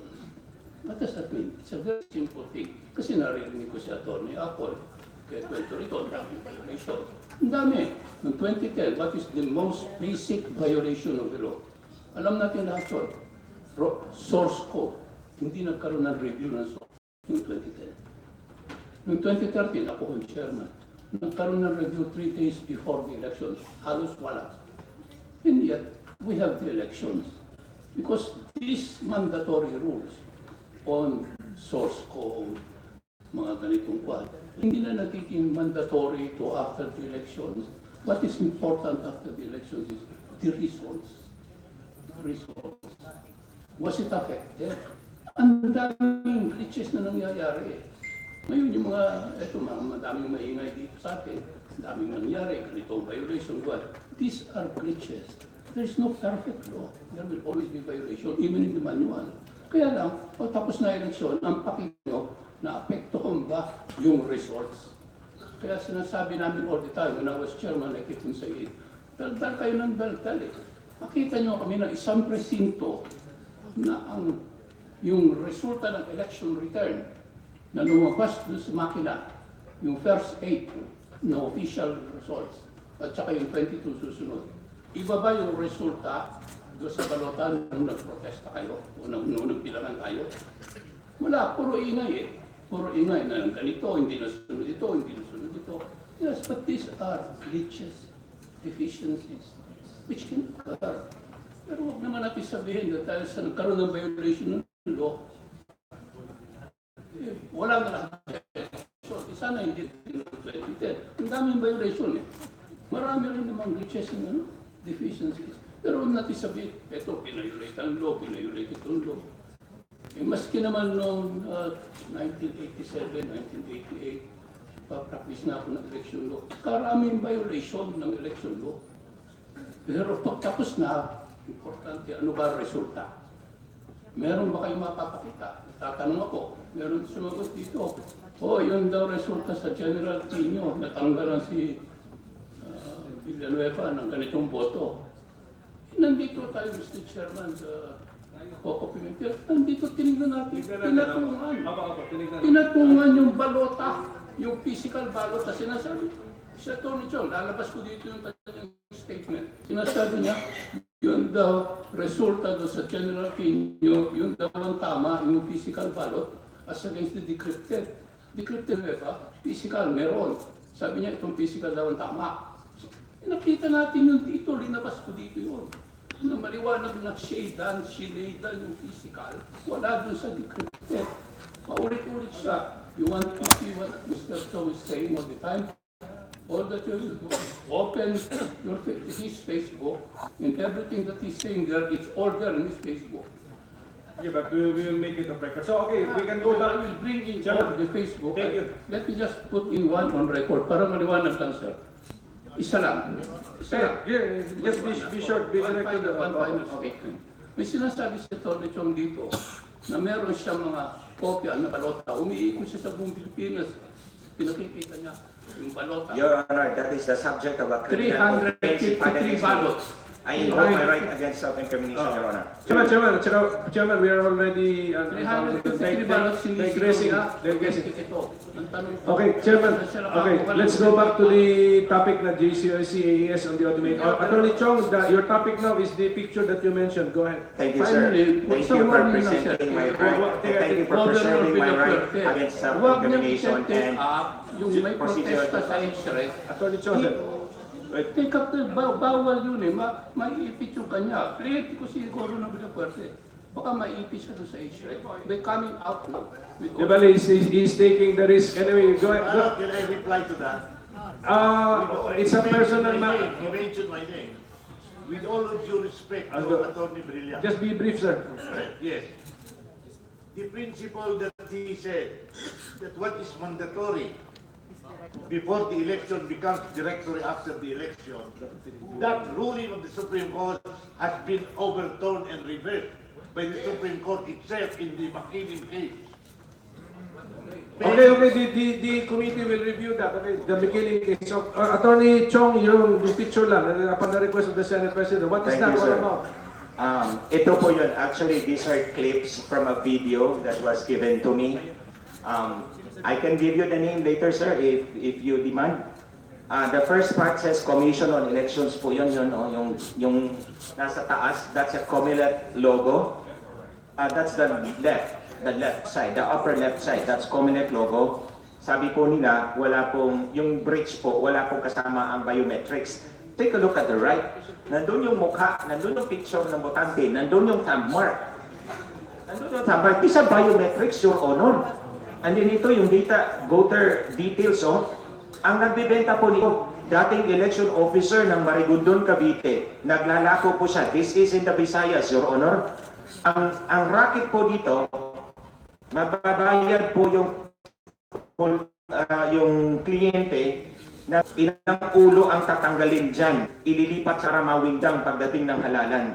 So, it's nangyari na po ito dati pa. Pero ngayon, pinapakita nila ito para maniwala. And remember, Your Honor, it's dated July 2015. Months before the elections, 11 months before the elections. Then, nangyari yung breach afterwards. It could be possible that the breach was actually a cover-up. Para kung mapakita ito, ang sasabihin nila, this occurred after the breach. But they were actually already making lako. Ang tawag ko po dyan, authorized dealer, Your Honor. Authorized dealers kasi may sanction mo yan sa taas. Pero Your Honor, the next slide please. Pindutin nyo po. Next slide. That is a copy of the consolidating and canvassing system, Your Honor, that's also floating around. Your Honor, that is a copy of the consolidation and canvassing system na nilalako din sa publiko, sa mga politiko. Sir, that's a consolidation and canvassing system. Hindi na po yan makina-makina. That's the consolidating system. Tingnan ho ninyo. And look at the bottom. The hash, nandyan sa baba. Yan sa baba. To the bottom left, nandyan. The hash of the app is valid. Kumakalat po yan, Your Honor. And don't tell me the COMELEC does not know. Bakit ako? Hindi ako kasama nila. Nakakakuha ako ng ganyan. Nakapapalabas ako ng ganito. Tingnan ho ninyo, Your Honor. Ang tawag ko po dyan, independent contractors. Kasi yung kanina, authorized dealer po yun. Ito naman, ang naglalako dito, independent contractors kasi na naghahanap buhay po ito. So, that is what I'm trying to say, Your Honor. The automated election system of Smartmatic is full of holes. Na kung ito'y barko, lumubog na po ito kahit hindi pa nakaalis ng pantalan. And even the presentation, Your Honor, I would like to, the presentation of COMELEC, I would like to get also a copy of it because we will review specifically with respect to the transmission project, Your Honor. The transmission project noong 2016 is only 558 billion. Bakit lumubo yan ngayon to 1.181 billion or an increase of 113%? Yung papel din po, Your Honor, ng BBPAT, yung voters receipt, the lowest bid price in 2016 was only 49.5 million. Bakit ang budget ngayon 117.4 million or an increase of 137%? That is not acceptable, Your Honor. We have to save money because the people are suffering also from the effects of whatever else they are blaming, although it's not, Kaya we want this evidence, Your Honor, because kakasuhan din namin ang plunder itong mga gumagawa nito, Your Honor. Attorney Guevara, Libert. Thank you, Mr. Chair. Dito po sa kwarto ito, 3 tao lang ang talagang consistently attending the source code na masasabi kong pwedeng makapagbigay ng karapat-dapat at compact na experience nung kanilang pagpunta sa Telasal during the source code review. At yun po si Atty. Ivan Uy, at ang representative ng Liberal Party, si Atty. Arthur Elizer, who is also in the room at this time. We were representing the political parties at the time, and we were just preparing notes on what actually was happening during the time. On the transparency server issue, it comes to a surprise to me right now to hear that you have an NA see the transparency server, COMELEC server. Unfortunately, we are only using one component, which is the election management system. The election system, as mentioned, is one of the components that underwent the source code review. There are 3 components: election management system, the VCN, and the CCS. The election management system is the brainchild, is the brains of all the servers, of even the CCS and even the VCN. And yet, you have a transparency server that is not that was not even part of the EMS. Now, bakit naging ganun? Bakit magkahiwalay sa transparency server at hindi sinama sa EMS? Another question dito is, kung nakapag-access ka remotely ng transparency server, what more to be able to access remotely ng COMELEC server? It's possible that you're able to access the transparency server by changing the area, the question mark to area, and at the same time, to my mind, you were able to also access remotely the COMELEC server. How do we know that? How will we know that? We will not know that until after we do an audit log, an audit of all the servers. That's why we've been asking since day one, when that night happened, pwede ba namin lahat ng audit logs? Because that's the only way you will be able to find out what's inside the COMELEC server, how many through server. Right? August 1 ang binigay. Now, Fix mid in the COMELEC server? Meron ba? That's why, sir, what we're saying you look at the log. We have to look at the logs to be able to find out if there are any intrusions made in the COMELEC server, which only in August 1 lang, sir, binigay. And we've been asking this for quite some time already. Now, before I will allow you to continue, but as a COMELEC, the Senate President wants to know, can the audit log be made accessible to interested parties? Audit log lang naman ito to see the activity of the COMELEC server. Because that might be covered by the precautionary protection order of the PET. Sir, if you know the PPO of the PET, it covers a lot of things. In fact, it even covers the BCN, which does not contain data, covered job. And then SD card, any log. So we'll just have to see. If they will give us, then electoral training. What if we issue a subpoena to system by the Senate?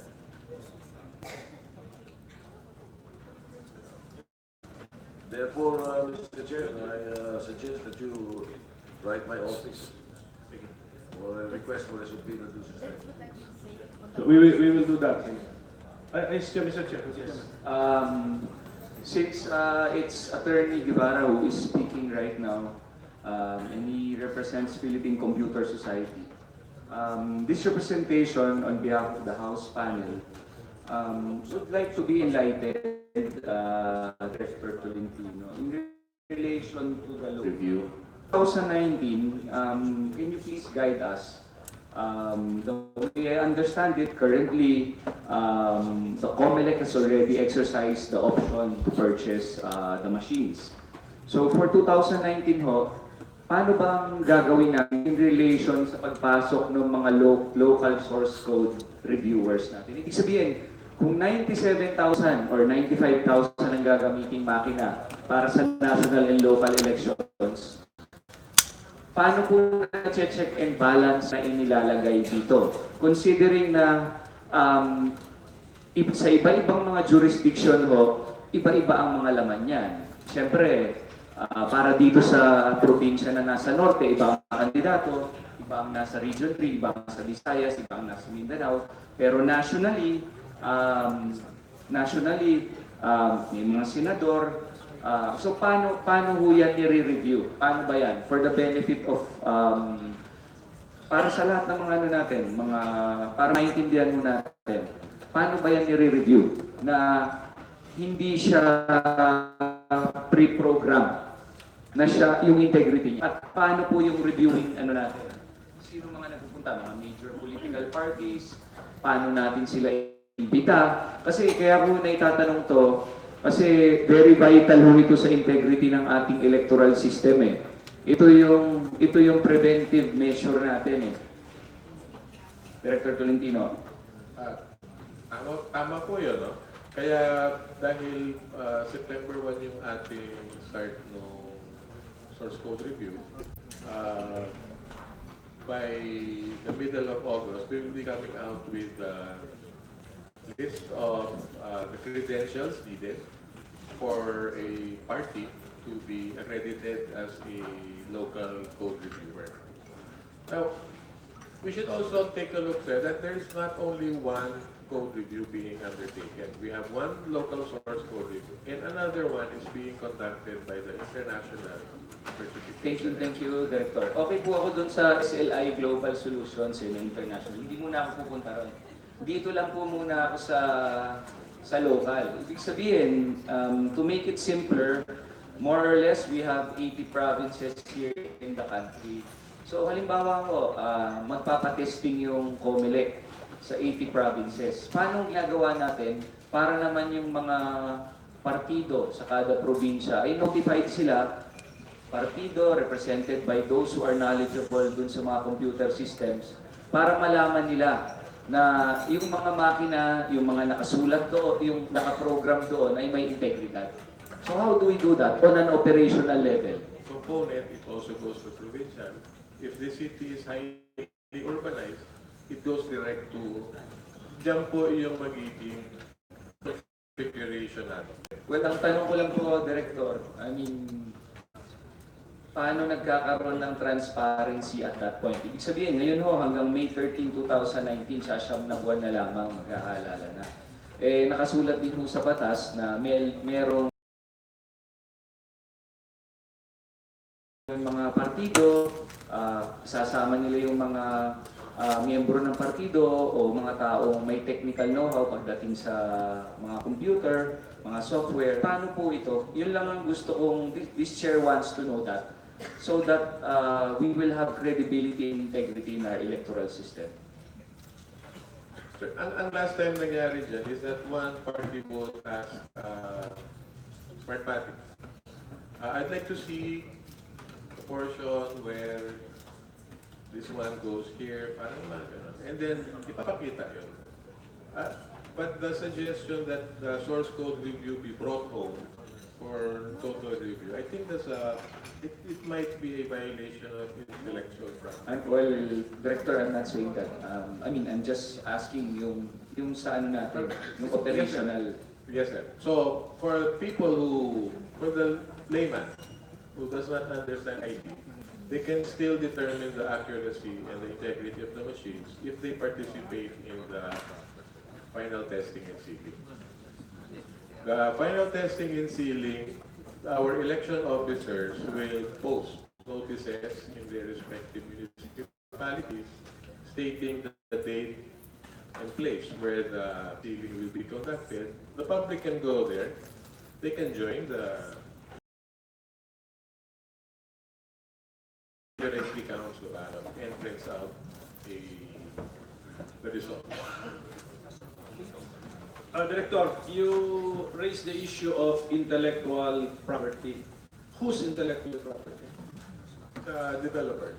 Who? Specifically? I think it would be the Smartmatic. Smartmatic, okay.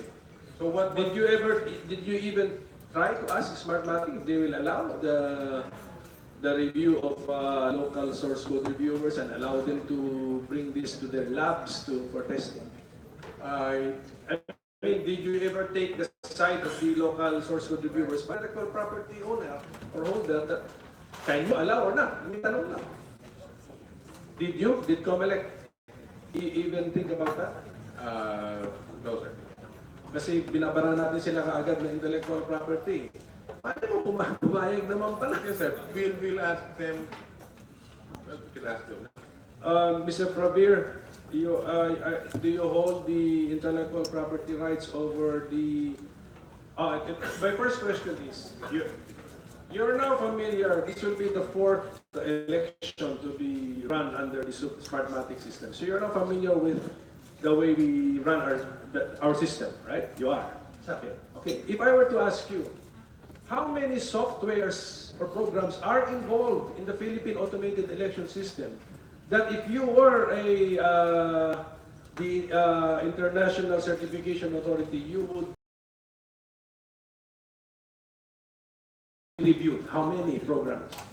Those are the three which we've been hearing in the last few minutes as well. The main heart is the EMS system, which also has been discussed. Then there is the CCS and the VCM. So All these three are the main softwares of the system altogether. So how about those which are not main? You will not recommend that the source code be reviewed?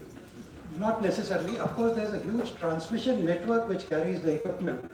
And the representatives from the Globe and PLDT are here. I'm sure their telecom networks also go through the same reviews before they are licensed. So they could probably have a similar system to provide the details, because that is where the information carries from. So we stick to the three main. Who is the intellectual property holder of the three main systems? It is Smartmatic, sir.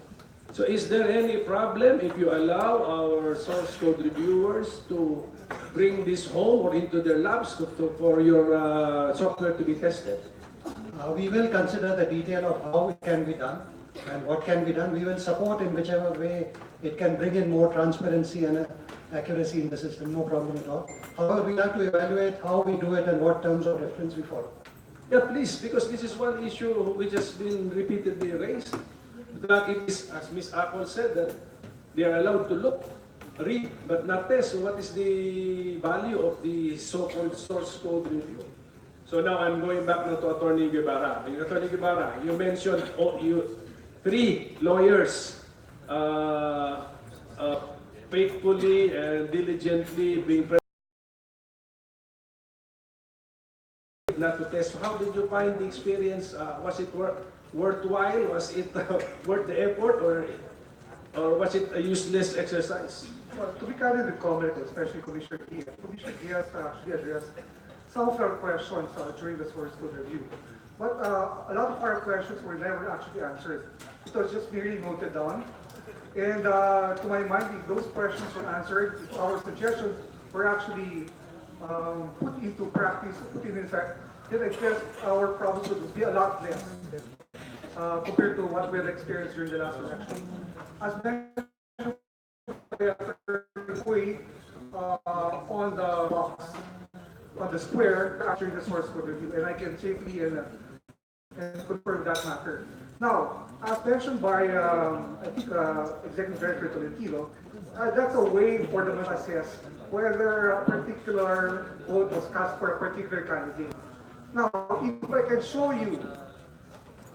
you a ballot image in which multiple political parties were shaded, and all these political parties have their own squares, wouldn't that actually debunk the entire position of COMELEC that it is a way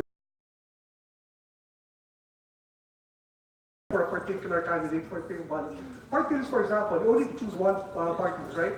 However, I've seen a ballot image that has both the party votes shaded, and all these parties that were shaded have boxes, have squares. How is it possible? Also, I have seen a ballot image wherein for a candidate for a vice president, I will not name the vice president involved anymore, but one just left. Both ovals were shaded, and you would expect a ballot box for the two of those shaded, the squares. Unfortunately, when I saw it, there's only one box of this only square for one particular candidate, despite having for the two candidates for the vice president. How is it possible? Okay. Another item, sir. Another item.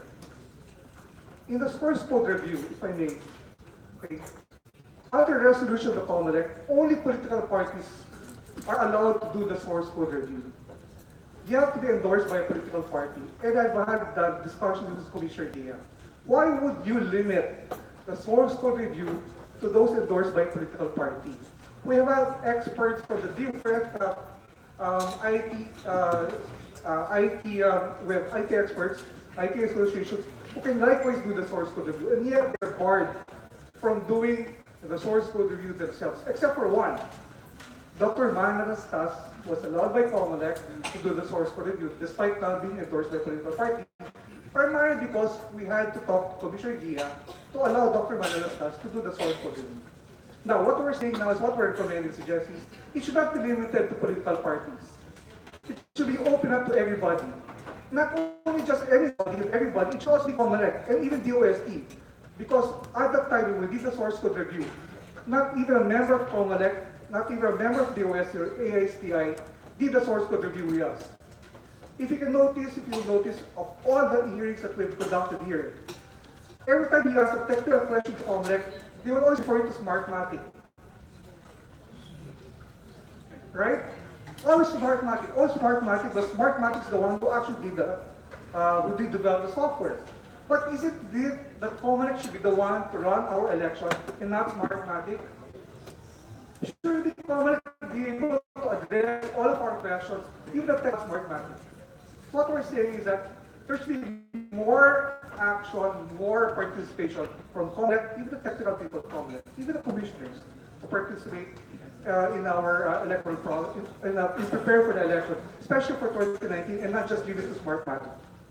Thank you, Attorney Guevara. I'll look at the other side. Attorney Valera. Your Honor, I just want to make additional observation and clarification to what I mentioned earlier. As I mentioned earlier, that the vote counted by the machine is the same as in the but I'm not saying that tama ang votes of the parties, because we also observe, Your Honor, that when a very thin check mark or an accidental marking on the oval of the ballot is counted as a vote, Your Honor. So when for the senatorial slots, when the accidental marking or the thin check mark is the 13th oval being captured as a vote, this results into rejection of all the votes of the party. It's already an overvote, Your Honor. So contrary to the pronounced member of the COMELEC on the 25% threshold change, we observed just a very thin mark for accident. So that was the official threshold, 25%.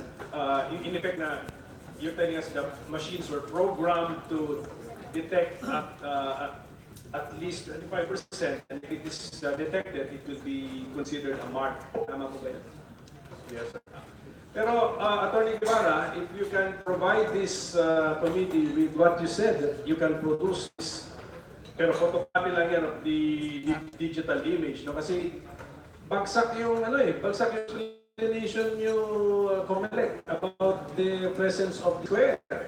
Bagsak kasi in effect, kasi nasabi ko kanina, although unannounced, the digital image now produces a square,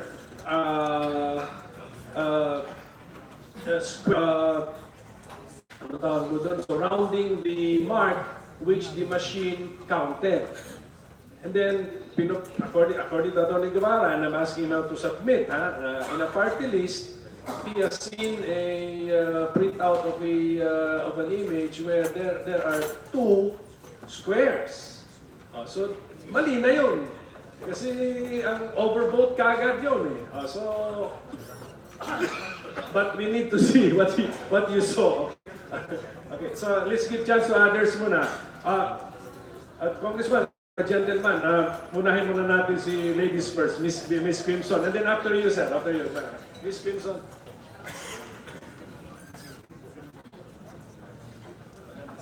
Thank you, sir, for the recognition. I just wanted to raise several issues here that were given by the CAC sometime, and also by the COMELEC. First and foremost, there was a discussion on the VVPAT.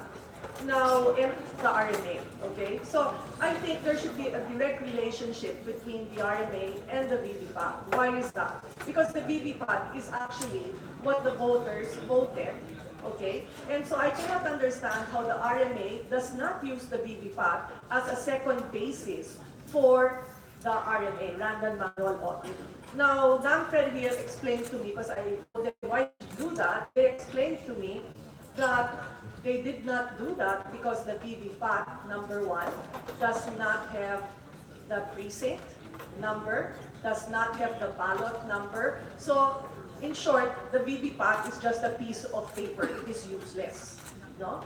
So, I think that when you decide to have the VVPAT, those items like the ballot number and the precinct number should be there so it can correlate to the actual ballot that it voted on. So when you do the random manual audit, you will now be able to do a true comparative of the vote and not just an interpretation of the ballot. Second to that, with regards to the... Ms. Kimson, your questions are directed to the COMELEC? No, it's actually not a question. It's a suggestion and recommendations. The recommendations are, yeah. Okay, actually have those identifying marks because otherwise it's a useless piece of paper. Okay. Next to that, when we are discussing the security level of the NN, okay, yes, it had a hash code, but what level of secure hash code is being used? It's a very low level, sir. Because any true IT expert will tell you that the minute any change occurs on a system, okay, the hash code will change. Even if you put it back, it will still change again. Each time you change anything po, nagpapalit ang hash code number. So, if you change it to N and you put it back, that means, yes, there is a security level there in terms of a hash code, but it's a very low level for security po. You should use something equal to banking standards, so you can actually do a trace of any changes that occur within the system. Not just that going back, therefore the same. No? So that is another I think should be used. And I think, William, you will agree with me on this because it's something that's very critical, sir. Okay? Third and foremost is the digital signatures. Okay? The digital signatures right now have a problem because it doesn't seem as though you know who the chairman is. Okay? And because I saw a lot of returns which showed only...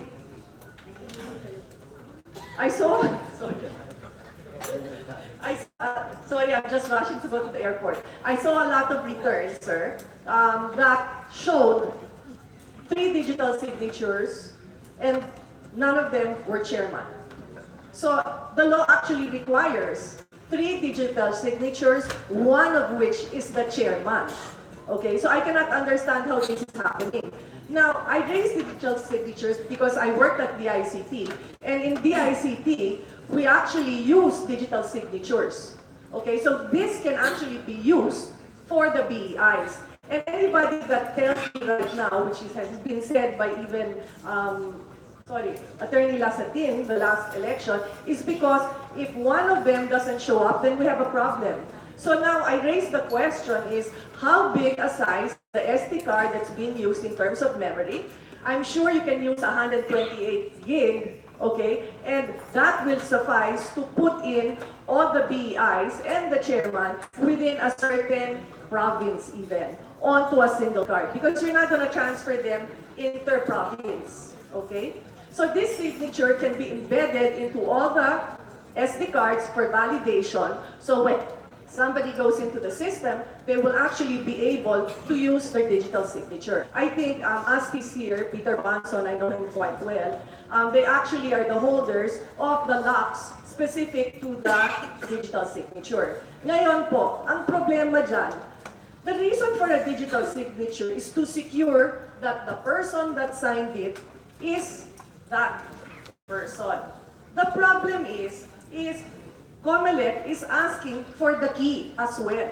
So now what has happened, and which is what is happening now, the I button, very specifically, the key, in other words, to decrypt it, is also with COMELEC. So there is no validation because if one person holds the answer to everything and the key to everything, they hold the key to the bot po. Which is why there's no check and balance. So DOST has the ability po to do that. Worst case scenario is they can set up a server inside the room so it doesn't have to go through the internet so that the ICT can now validate the digital signatures when the ERs come in po. Because right now, there is no true validation of the digital signature when it comes into the reporting. Thank you, Ms. Kimson. Please take note of that, and based on our stenographers, we will go back to that to make the committees a lot of things, and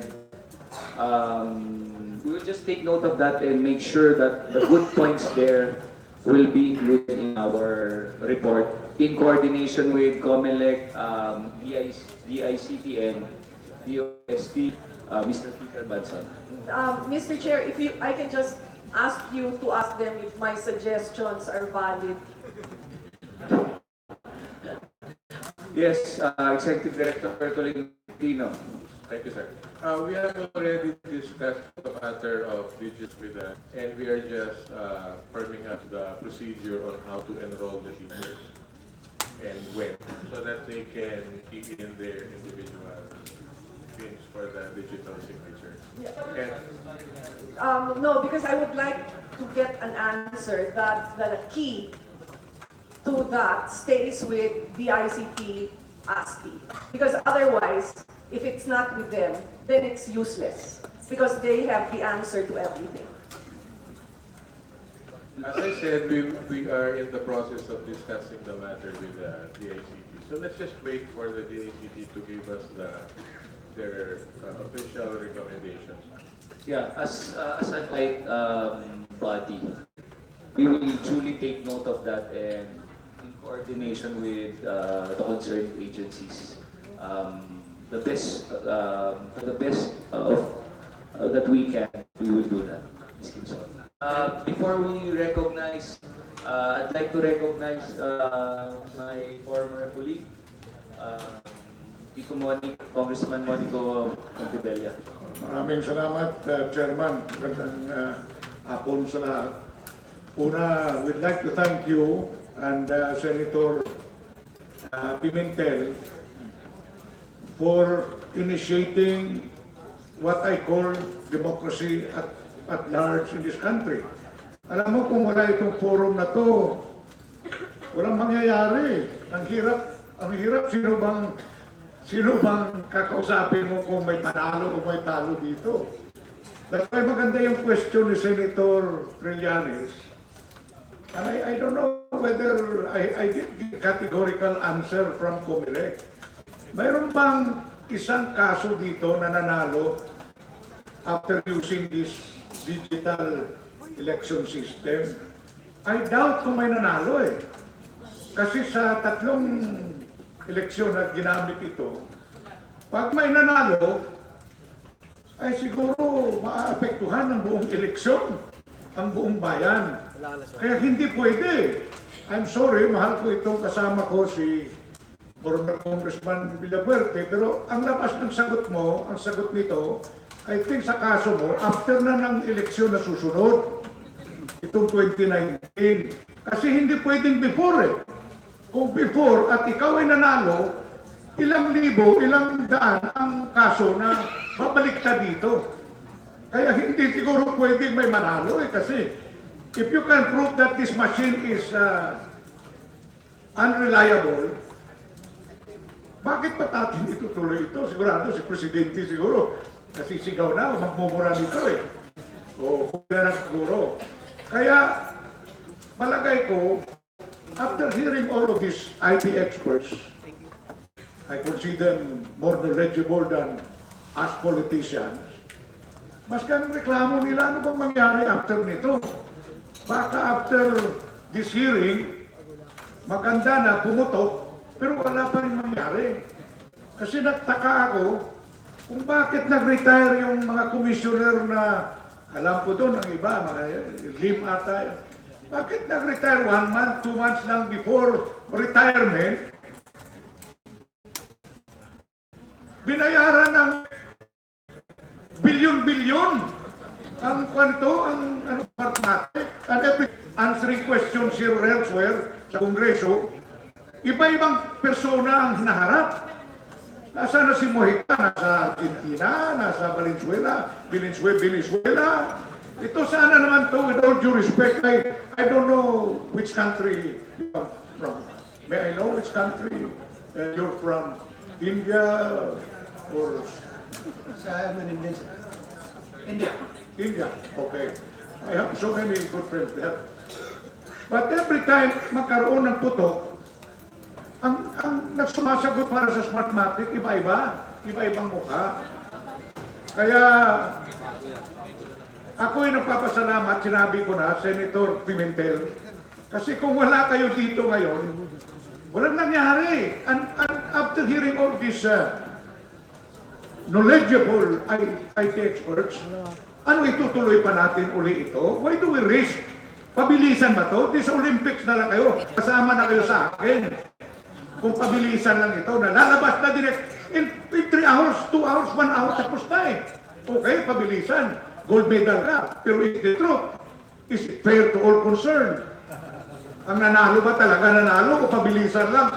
Tapos kung sino ay kilala na sabi ni Congressman Glenn, kasama ko rin ito. Sabi niya mayroong operator, mayroong dealer. Paunahan ba? Kung wala kang dealer, wala kang operator, kawawa ka naman. Maski mahusay kang mayor, governor. Hindi lang naman ito senador yung question dito eh. Ang tinatanong dito buong bayan, pati mayor, governor, kasali dito. Kaya hindi pwedeng maglindol na let's say may nanalo isang kaso. Pag nanalo, these people here, their job will be at stake. COMELEC will not probably even exist anymore. Kung may manalo na masira at magprubahan na yung makina ay unreliable. Kaya ako'y nagpapasalamat po sa inyo because kung wala kayo, wala to eh. Wala ang future natin. Thank you. Salamat ha. Salamat sa inyo.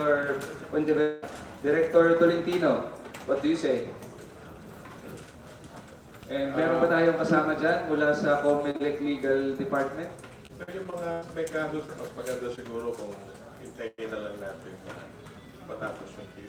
But I was raising my answer because our IT department brought to my attention the purpose of the square which we have been discussing on the digital image. Ang sabi nila, the square which is shown in the digital image shows that the shade actually met or exceeded the threshold.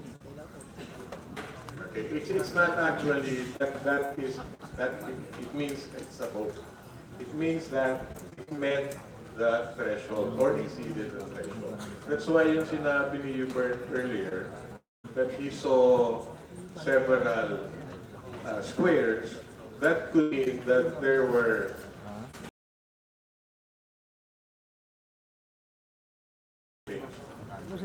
at tingnan niya kung overvote. So yun po yung gusto ko lang ipakorek. Your Honor. Pero hindi namin kasalanan sir kasi when you first explained it, yun ang impression namin. Kaya po Good. Okay. Wait a minute. I'm showing. Wait a minute. Konektado ba? Square ba yan? Yes. Sige. I'm here, 5 votes by different people as decrypted, showing that there are 2 squares, but both were shaded. So that debunks the supposition that the squares appear only to recognize a vote. Kaya nga sir, they corrected it na. They corrected it na that the square means that the shading satisfied the threshold. Yes, So in this case, the shading is too small. That's the threshold. I'll show them to you. pero machine na yun, machine determination na kasi. Sir, Your Honor. Sir, Your Honor. I'm submitting, Your Honor. Attorney Chose, Attorney Celis. Yes, Dr. Celis. Thank you, Your Honor. I'd like to go back to 2012 OTP, also to purchase. And the decision of the Supreme Court was that they allowing the Commission on Elections to acquire the machines used in the 2010 for 2013 elections.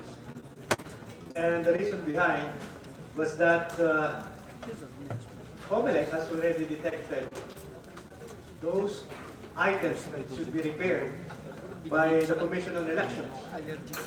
But right after the decision of the Supreme Court, it was found out that there was no repair done in the PICOS machines. Second, there was a legal battle between Smartmatic and the actual owner of the technology, which is the Dominion voting system. And in that regard, there was a legal matter at the Court of Chancery in Delaware, and Smartmatic cited that there were problems in the 2010 elections, and there was no even support from the DVS. That's what the Smartmatic cited in the Court of Chancery. So meaning to say that in 2010, all our systems that were used were really defective. That was the stipulation or what was mentioned by Smartmatic during the legal battle in the Court of Chancery in Delaware.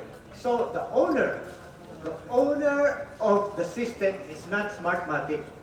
It was the Dominion voting system in Canada. Second, the final decision to evaluate the right technology to be used in the election is in the hands of the Joint Congressional Oversight Committee.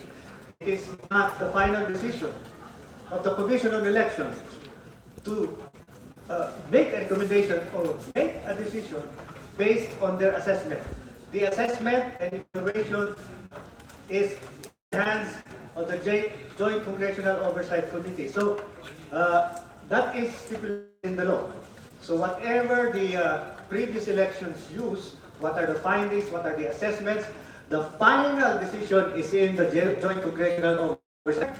To the SD card, there's a big risk regarding the changes in the data stored in the SD card because the one that was used, SD cards, is rewritable. That means anything that you put in, either by VCM or PICO's machine, it can be tampered.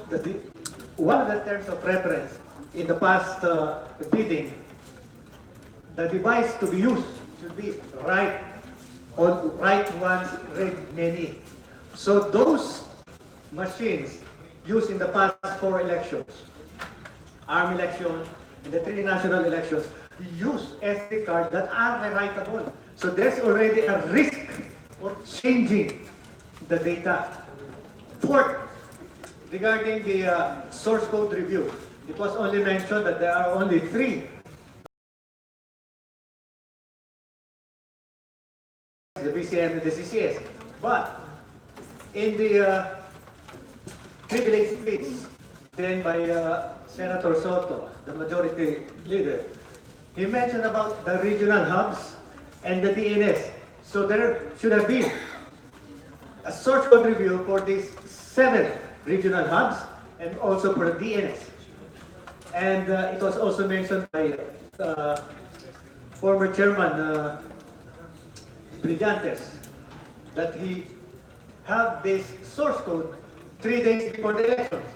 But if you go back to the law, it's stipulated that in that 3 months before the elections, the source code should have been certified by the Technical Evaluation Committee in coordination with international bodies. But our recommendation in this regard, instead of concentrating or focusing on the ICE, because Executive Director Tolentino mentioned that they will have the limited source bidding. And we don't believe that the SLI is very, very transparent. So what we would like to request is to tap the big 4 auditing firms because they have the capability to come up or even evaluate the source codes, not only the IT experts, but auditing firms. And with regard to the telco, it was mentioned earlier that the data transmission logs were purged. And this is very, very critical in case of protest. And what we have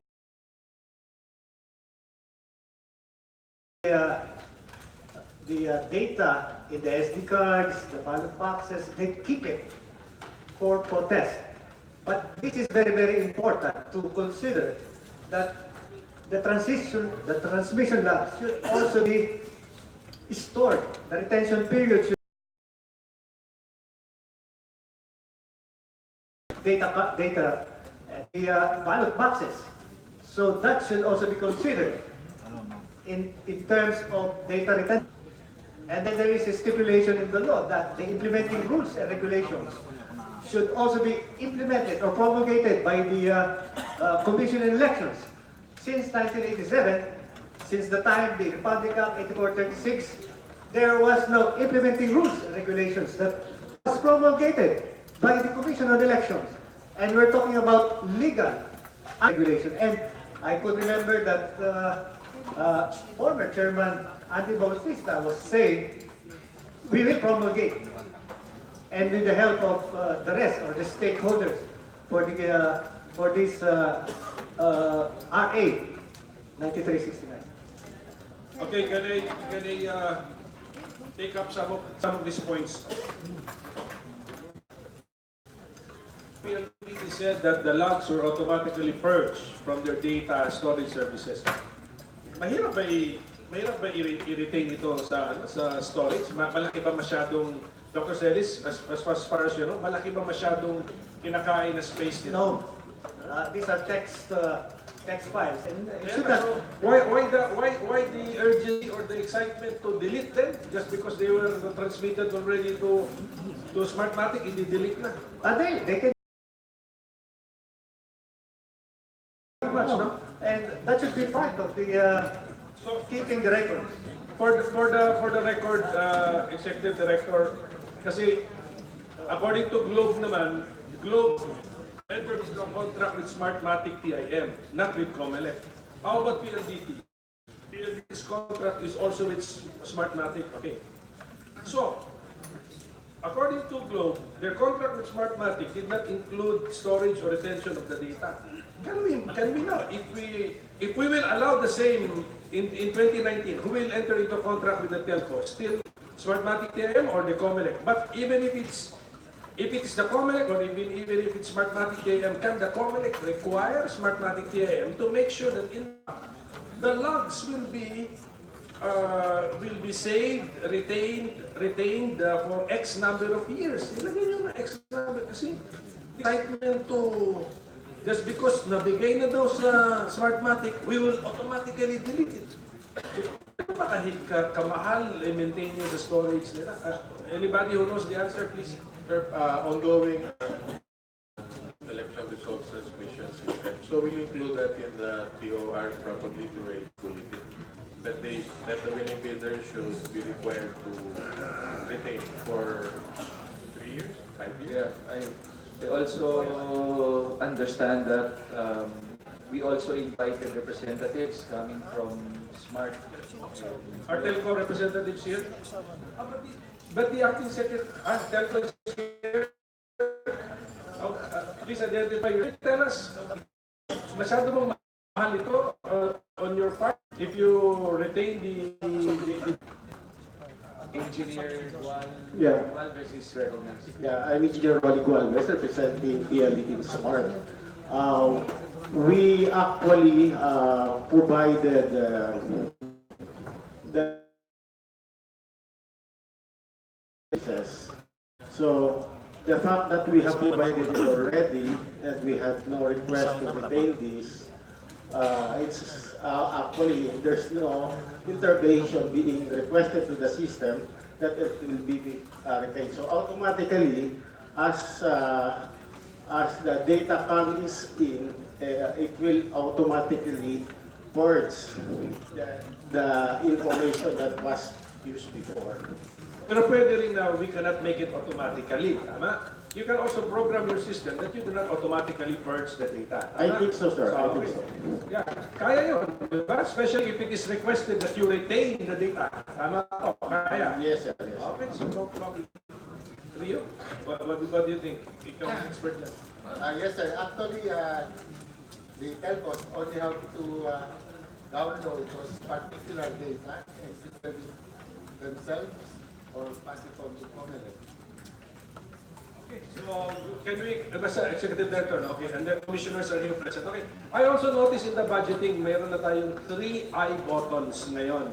Since when tayo ng 3 I buttons? Alam ko nung start, 1 I button lang nung first, tama po ba yun? The first automated election, there was only 1 I button. Tama po ba yun? Yes, sir. Okay, so when did we start having 3 I buttons? What is the purpose? Itong 26, so it's intended for the digital signatures of the chairman, fourth clerk, and third member. So, if absent yung isa, we cannot start the election because missing yung I button, third I button. If I remember correctly, sir, if the chairman is there, then pwede na. Kasi the machine, the BCM itself has its own digital signature. The chairman is not around, at least majority of the DEI, so that all clerks to place their I buttons on the receptacle. Using their own I buttons this time. Kasi before, we were able to hold automated elections with only 1 I button. Ngayon, tatlo na. Kita ko yung additional gastos actually, yung tinitignan ko kung is it really necessary. Did the CAC notice this? Dr. Yu? Yes, sir. So it was part of the recommendations they gave for the enhancements on the 2016 system. So one I button per member. Yeah, enhancements sa gastos.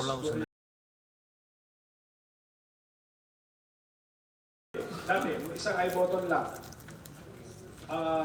Don't tell me walang nag-absent ng chairman, pero natuloy pa rin ang election sa presinto. Paano nagawa yun?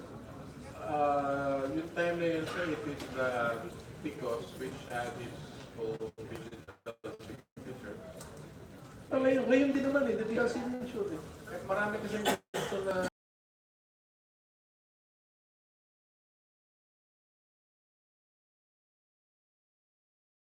really answer the issue of the digital signature kasi umastos lang tayo actually ng dagdag na baka forma lang pag-forma lang. I mean, may decision na Supreme Court saying that the digital signature of the machine is sufficient to comply with the law.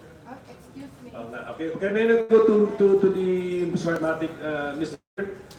Well, can you now tell us about who is the real intellectual property holder in the 3 main systems that we need to review? It is Smartmatic, sir. You now categorically state Smartmatic. Maybe the case is open. Yes, that's already done.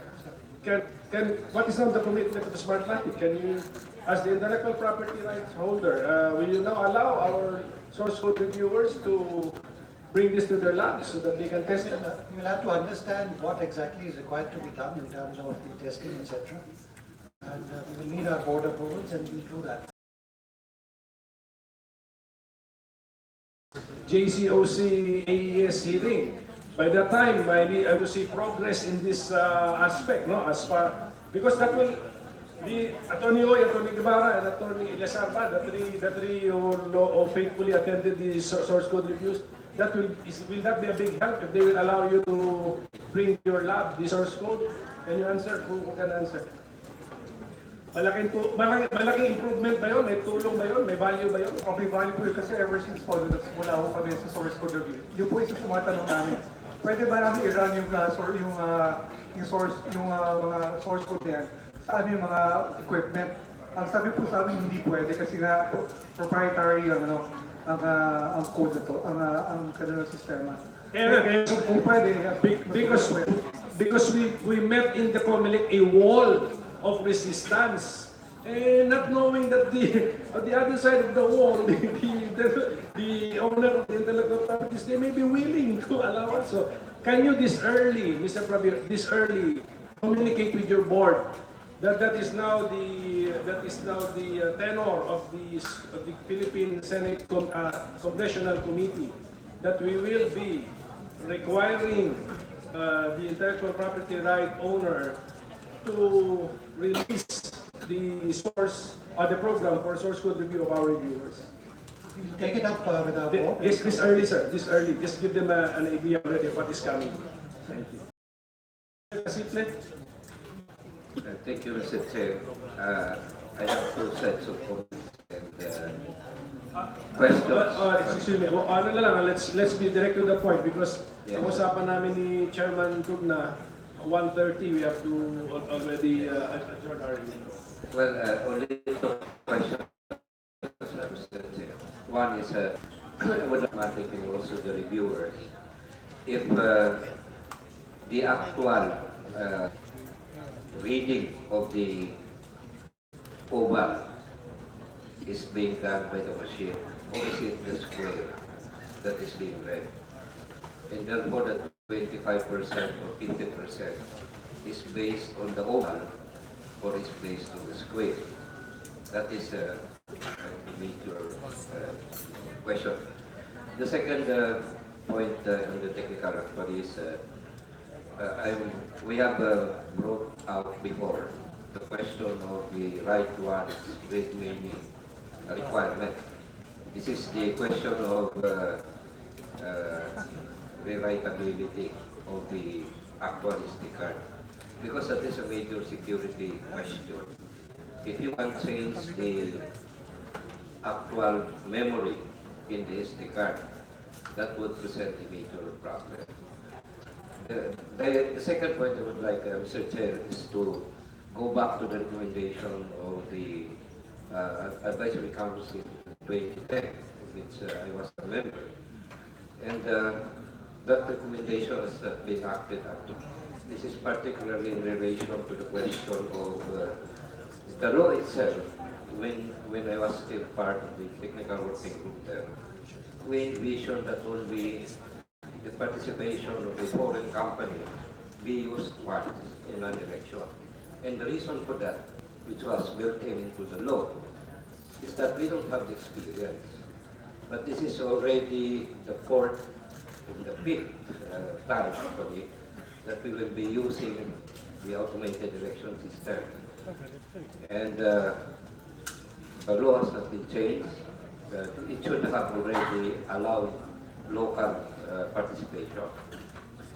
And related to this is the recommendation that the government itself should be the one to handle the automated election system, with procurement going to possibly preferentially local, because we already have the technology, we have the hardware, we have the software, and our own assessment of the complexity of the programming is that the NCC in the CICT at the time, and now we have the DICT, actually have the capability to do that.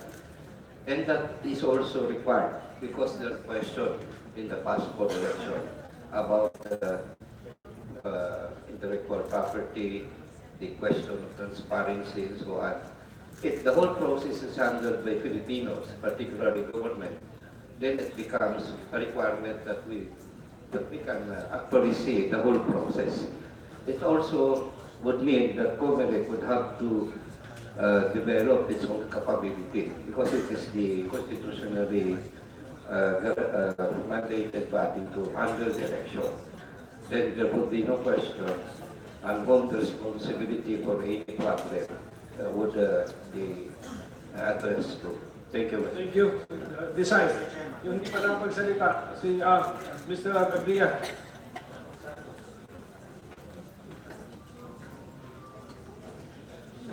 I would just like to address like source code review coverage.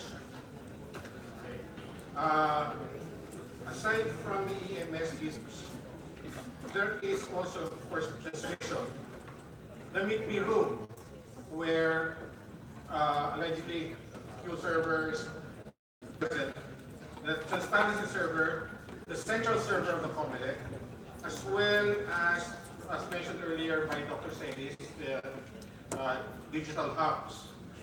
These systems will not run without the software. So we must be made aware of what the software applications that are running in these various components. So like I mentioned, one is the transmission, two is the Meet Me Room, transparency server, the fourth one, essential server, as well as the digital hubs.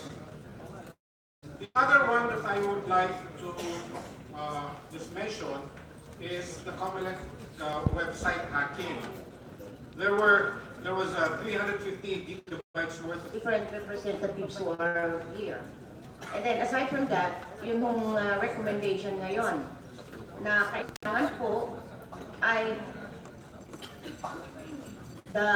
this sa lahat po para at least we really can, because we're short of time already. And I heard executive director a while like already telling about a bidding, something like that it has already been published. Eh, kailangan magpadali tayo.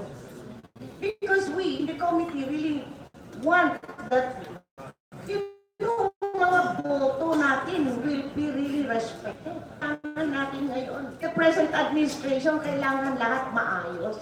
Ano po, Mr. Chairman, that's all that I would like to... Yes, Congressman. Mr. Abria, we will take you up on your idea. No? Just assist us by giving us the program flow for that technical gathering. Okay? Yes, we will do that. Thank you. Okay, so I'm sorry, no, yes, Congresswoman. Ano na ba? Ladies and gentlemen, not all of you were able to speak. I'm sorry, because our colleagues in the House will need to travel and deep traffic going to that. So, Congresswoman Basaga, yes.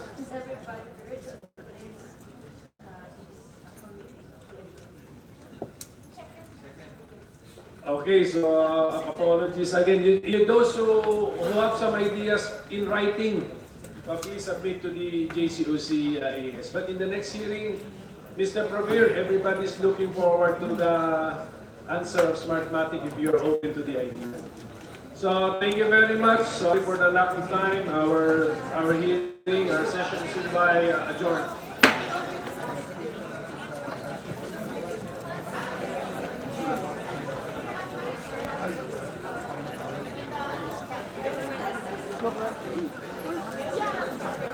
Yeah.